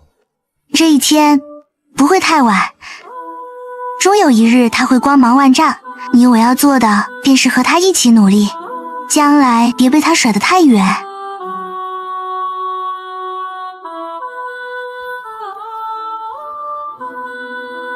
杂役弟子江月白，你可知罪？我知道你大爷，狗腿子东西！大胆，问你话竟敢不回？没有，我只是在回想自己过错，心中愧疚，不知如何回答而已。我年纪小，嘴笨，不太会说。刚刚怎么会有那么可怕的想法？你私自从石里泼入阴风剑，原是小事不责罚你也罢，但是你既发现那山洞，为何不及时上报？还有，明明在受罚期，却带着陆南之和谢景山私自出逃，你可知罪？哼，拿着鸡毛当令箭的跳梁小丑，拿着是伤心时教训的事。念你年纪小还是初犯，宗主仁慈不予追究。发现恶鬼这次算你的功劳，奖励给你1000点宗门贡献。日后警醒着点儿，知道吗？打一巴掌给个甜枣，真当老子傻吗？多谢宗主。看来不光是继承叶时明武技那么简单。禀宗主，适才已经敲打过了，他表现如何？并无怨言，也十分恭谨。面对我言辞训斥，不见慌乱。那倒是个好性子，修行上也勤快，难怪南枝丫头要为他遮掩。九川也喜欢他，先放着看看吧。若他能如九川一样，10年内走到筑基，再栽培不迟。属下知道了。不经一番寒彻骨，怎得梅花扑鼻香？武灵根并非没有前途，只是需要更多的毅力。去问问太上长老，上界那边有无回信？再找不到5位山人，九川可真要碎丹重修了。叫太上长老到时别抱着我腿哭。属下遵命。套麻袋，套麻袋，还是套麻袋。走在下山的路上，江月白没有了平日的活泼。获得1000点宗门贡献本是高兴的事情，可他就是有一种情绪想要发泄出来。山脚下，李九川听说江月白闯祸，早早就等在了这里。李长老，李长老，我正想找你呢。你猜阴风界那个千年冤魂是谁？你绝对想不到。不等李九川说话，江月白就迫切地把这几日的经历说了出来。所以你差点被叶时明夺舍。叶时明人也不坏，夺舍应该不至于。但我现在确实被他的记忆影响了，正想着去藏书院找解决办法。办法其实很简单，你只需去做一件你一直想做又不敢做的事情，释放自己，强化己身便可。一直想做却又不敢做的事。对于叶时明的影响，你不必太抗拒，你认同的就大方接受，不认同就引以为戒。他阅历丰富，你择优而纳，放宽心境，顺其自然，要比一直抗拒的好。我知道了。正好无事，我送你去内务堂。李长老，你会不会替叶时明不迟？李九川没急着回答，深深看了眼江月白。他小小年纪就懂得极多，应是过往的经历和叶时明一生的记忆所致，现在倒是不能把他当小孩子看了。这世上很多事都无关对错，唯立场不同。少年时期，爱欲蒙眼不见天地，有人挣脱不出，受爱欲摄性命；有人一朝醒悟，取天地弃爱欲。叶时明是前者，林金月是后者。那你呢？李九川并没有回答，只是看向了远方天罡峰，而那里正是符衣真君的府邸。过几日我要闭关稳固修为，你修行上有问题可以先记下来，待我出关一并问我。来到内务堂领贡献点，江月白才得知洪涛前几日就闭关冲击筑基境了。洪师兄和爷爷的经历很像，都是丧偶。爷爷因为这执念2次筑基都失败了，洪师兄一定能筑基成功，这样也可以给爷爷提提士气。1000点宗门贡献，江月白兑换了一本固魂的咒文用于滋养神魂，一本法门缠绕术和一杆长枪来提升战斗力。长枪是9品法器，名为追月，还有一些辟谷丹，因为要学的东西增多，所以他要节省下吃饭的时间用于修炼。接下来去做一件一直想做却不敢做的事。修炼室果然是好地方，这么快就突破了炼气2层。回去我要让那群目中无人的家伙叫我师姐。谁在那？不去找你，你倒是送上门来了。江月白，你想怎样？揍你！贱丫头，别费劲了，我有9品法器防身，你奈何不了我。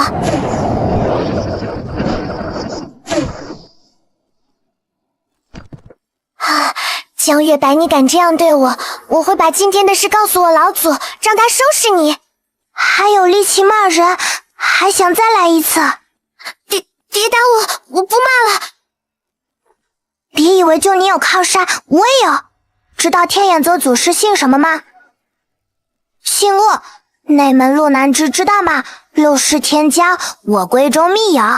你觉得是你林家老祖势力大，还是我家阿南势力大？你胡说，陆南之怎么可能是你密友？我又何须和你解释太多？今天来就是要告诉你，以后再敢背后诋毁我，见你一次打你一次。另外，这个东西你应该很熟悉吧？原来是你，都是你。对比套麻袋，还是当面揍你更痛快，就像你曾经对待我一样。回忆着曾经受过的屈辱，当时连饭都吃不饱的他，从没想过有一天情况会逆转。修真界实力为尊，现在我可是炼气3层，快叫我师姐。江师姐，太小声，重叫。江师姐，态度不好，重叫。江师姐，吐字不切，重叫。江师姐。自打从方氏回来，陶丰年的身体一日不如一日，每日午时都需吸取母花精气，来喂养体内吊命蛊虫，而照顾林田的活就落到了江月白肩上。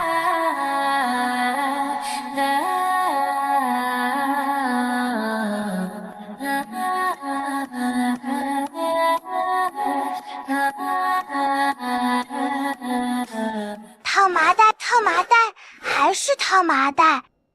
离离原上草，一岁一枯荣。野火烧不尽，春风吹又生。这是江月白卷了1个月的成果。小五啊，这么晚你怎么还不回家？我也想回去，可是江师姐还没回，我回去早了要被打。难道你们都是？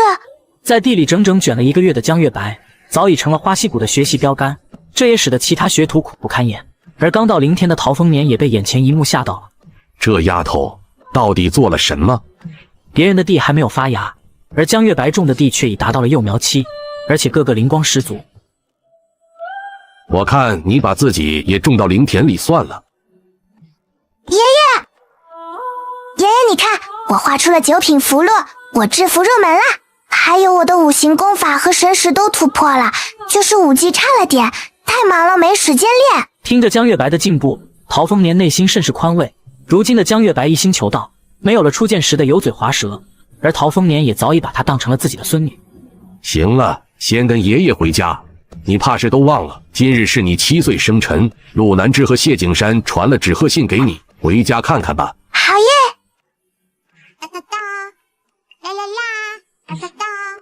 装模作样的害人精，自己掐尖要强也就算了，害得我们天天被骂。就是得意什么？还想3年考上灵更师，真是笑掉大牙，也不怕修炼的走火入魔。给我闭嘴！他凭自己努力，碍着你们什么事了？你们自己不修炼，还在这里诅咒他，说他坏话，小心我告诉他了，要你们好看。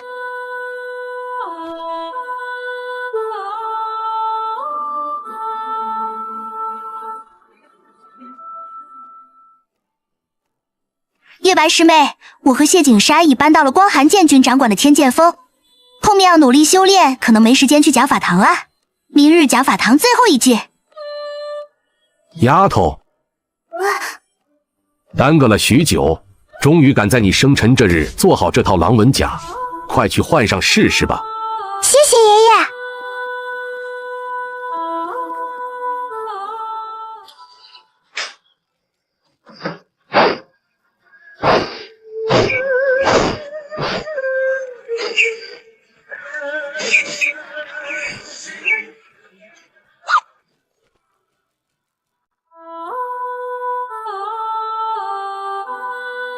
爷爷，你做的也太好了吧！这狼纹甲我好喜欢。爷爷还是老了，不然能练成8品灵甲。不过即使这样，9品法器也很难伤你。傍晚，陶丰年准备了一桌子好菜，还有他亲手酿造的灵酒。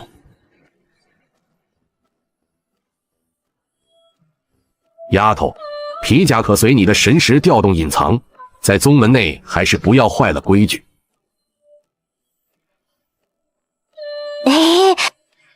谢谢爷爷，爷爷你对我真好。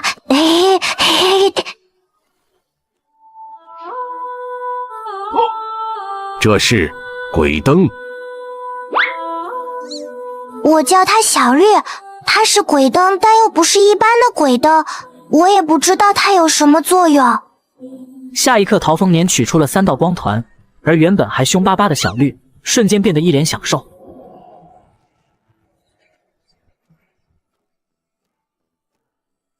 哇，我的神识又成长了！爷爷这是怎么回事？你这丫头是撞了大运了。这盏变异鬼灯的灵火可焚烧修士神识，还能通过吞噬魂魄滋养你的神识，这是鬼道手段，说不上正邪。神识在修仙界有极为特殊的地位，可以说对所有法门都有影响。但这方世界除了妖鬼2道，人修很少有提升神识的法门。而你这变异鬼灯就是其中的一种，我修行40载还是头一次遇见。这是契约灵兽用的符文，你用神识将其铭刻在鬼灯上，今后它便不能伤你。还有，这鬼灯的秘密定不能外泄，否则必有人夺宝杀人，知道吗？我知道了，爷爷。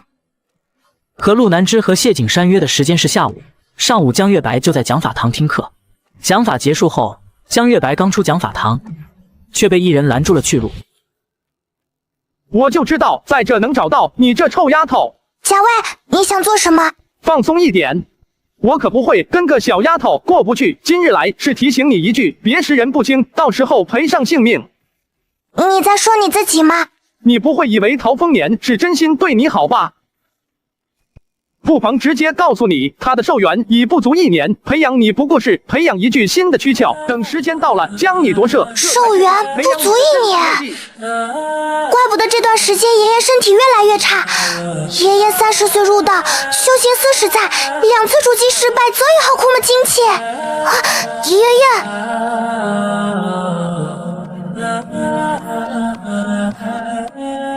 套麻袋，套麻袋，还是套麻袋。你担心的只是我快死了，就不担心我夺舍你。我又不是棒槌，贾卫的话我怎么可能全信？你还笑？你自己都说贾卫的话不能信，你还哭？放心吧，原先确实寿元将近，但上回去南谷方士，爷爷已经找到办法暂时延寿。30是多久？3年，只要你3年内能考上灵更师，爷爷便能跟宗门要一颗10年的延寿丹，然后再次冲击筑基，之后便有足够的时间去谋划。那你为什么不早点跟我说？道法自然，强求不得。爷爷不想你背负压力修行。我绝不会让爷爷死的，你也要答应我，绝对不能丢下我一个人。好，爷爷答应你。不行，你发誓。好，我发誓，真拿你没办法。自那日后，原本平静的日子被蒙上了一层阴霾。陶丰年总有种不祥的预感，贾卫绝不会无故告诉江月白自己的事。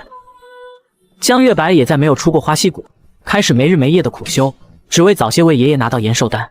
月白师妹，延寿丹一事不必忧心，我与谢景山均已托付宗族长辈，不日必有回复。念及修行苦闷，分享一则趣事。谢景山得太上长老推演天机，掌心红痣乃前世印记，景山自鸣得意，四处宣扬其乃上古剑仙转世，引得仓火真君起义，已被绑走，5日不见归还。南知师姐敬启，信已收到，读了数遍，甚是欢喜。我日前才知，爷爷续命之法竟是以骨吊面，每日承受烈火焚心之苦。我心中难耐，却无法帮爷爷分担，唯有日夜苦练，早日考上灵更师。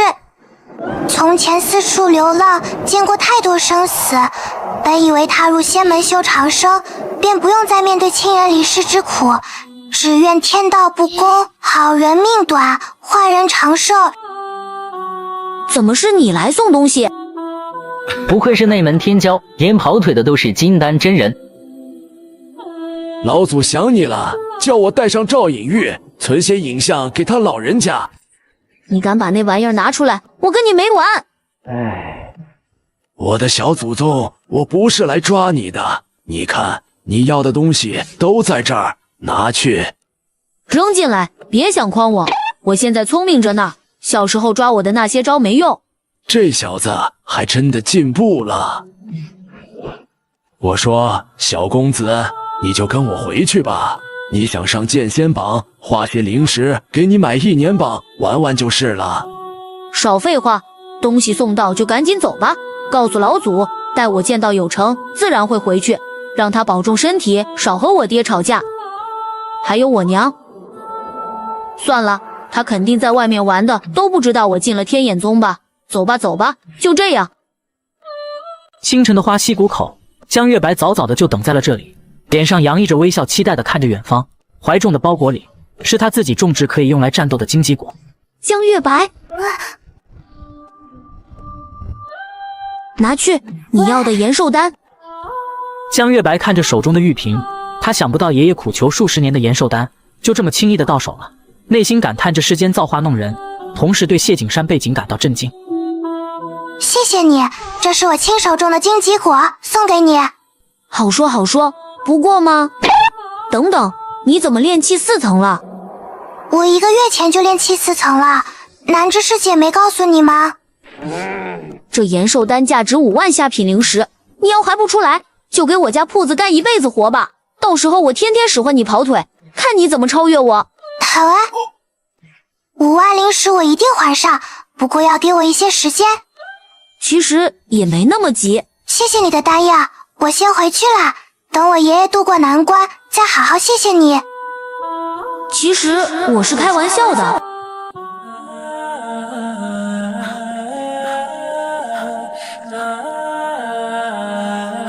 爷爷还在吸收母花精气，等下爷爷就可以解脱了。嘿嘿，爷爷，爷爷。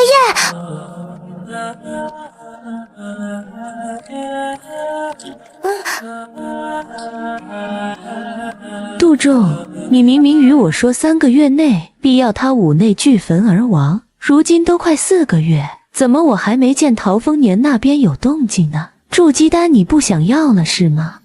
可能是陶丰年这些日子温养的好，所以才多耽搁了几日。不过您放心，那蛊虫只要他吃下去，便是神仙难救。阿姐放心，陶丰年每日午时都在闭关，我敢保证他服用了蛊虫。只待陶丰年毒发，他若想活，夺舍那小丫头是他唯一的活路，并且，就算他夺舍成功，也只不过是多活几日罢了。很好，带领长老出关不会亏待你的，你先下去吧。阿姐，你的姿色在天眼宗内也算是绝顶了，总跟在林向天这老头身边伺候，不觉得委屈了吗？天眼宗内那么多元婴真君，闭嘴！当年若不是他游走凡间为我赎身，我早已死在花楼之中，哪来今日仙缘，又哪来你的好日子？他还不是看上阿姐体质特殊，拿你试药罢了。试药又如何？你可知我在花楼过的是何种日子？赶紧滚！这几日别让我看见你。爷爷，爷爷你怎么了？给我出去！我不走，爷爷快吃，这是上次莫百春给的疗伤药。爷爷你看，我帮你拿到延寿丹了。哈哈哈哈哈哈！哈哈哈哈哈哈！都是命啊，都是我陶丰年的命啊！老夫修行40载，最终却……哈哈哈哈哈哈！爷爷。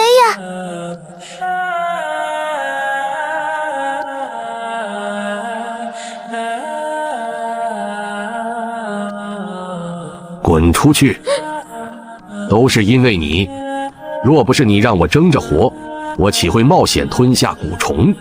爷爷，母花枯萎，蛊毒难解，你此时给我延寿丹有什么用？我一样要死。花还没死，爷爷你别担心，我一定能救活他，我一定救活他。滚出去！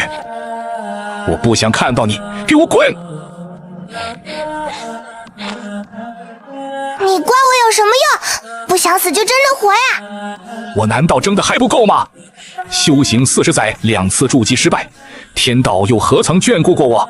只会一次一次将我打入谷底，万劫不复。你若从踏上仙路便开始争，又何至于落得今日？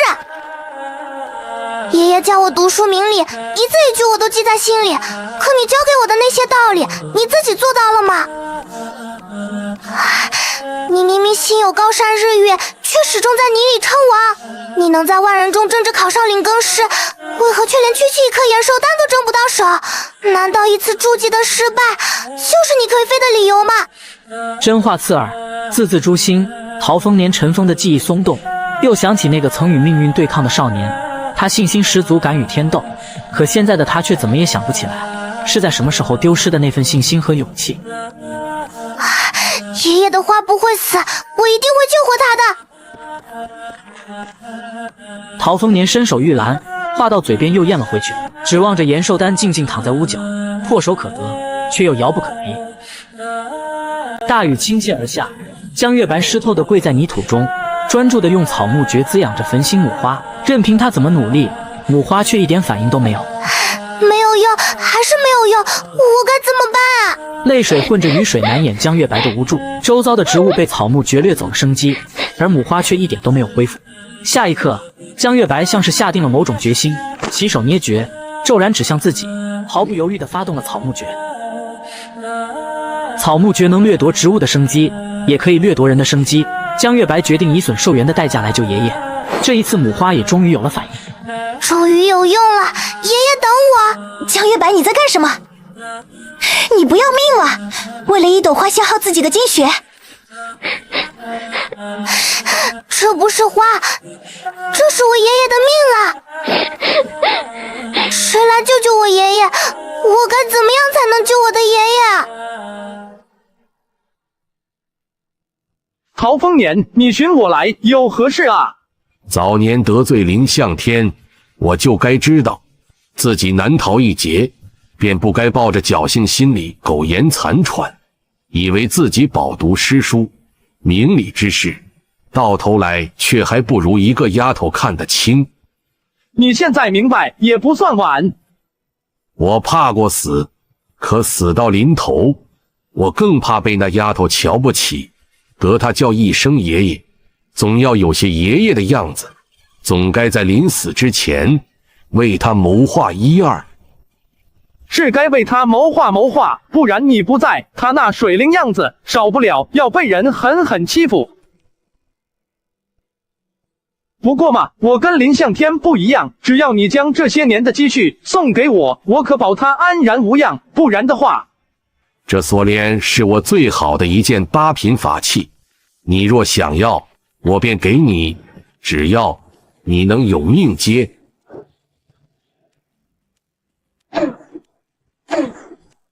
爷爷，我把花治好了。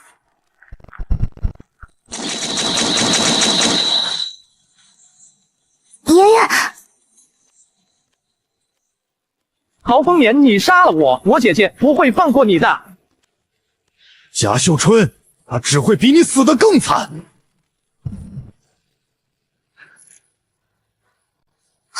爷爷，丫头，快出去！哼！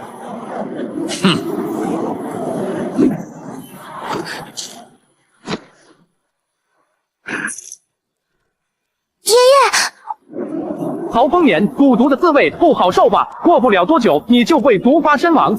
我要你看着我是怎么折磨你的宝贝孙女的。你胡说，爷爷才不会死，我已经治好了爷爷的花，该死的是你。那朵花本来就是他的催命蛊，根本就没有解药。从他吞下蛊虫开始，就已注定必死无疑。这一切都是我姐姐的计谋。哈哈哈哈哈哈！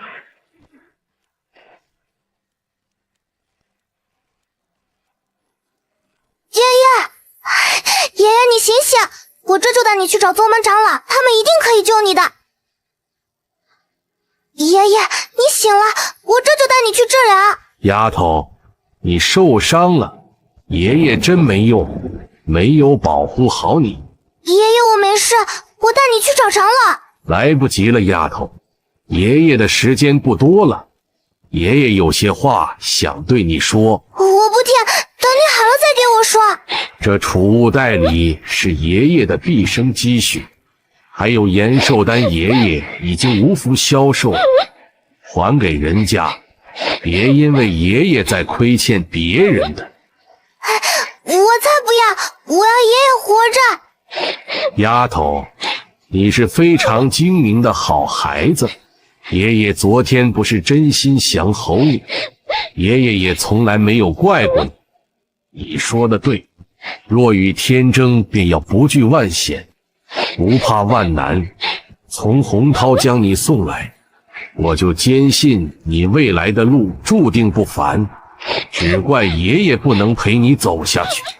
这外界的大好山河，你就带爷爷去看看吧。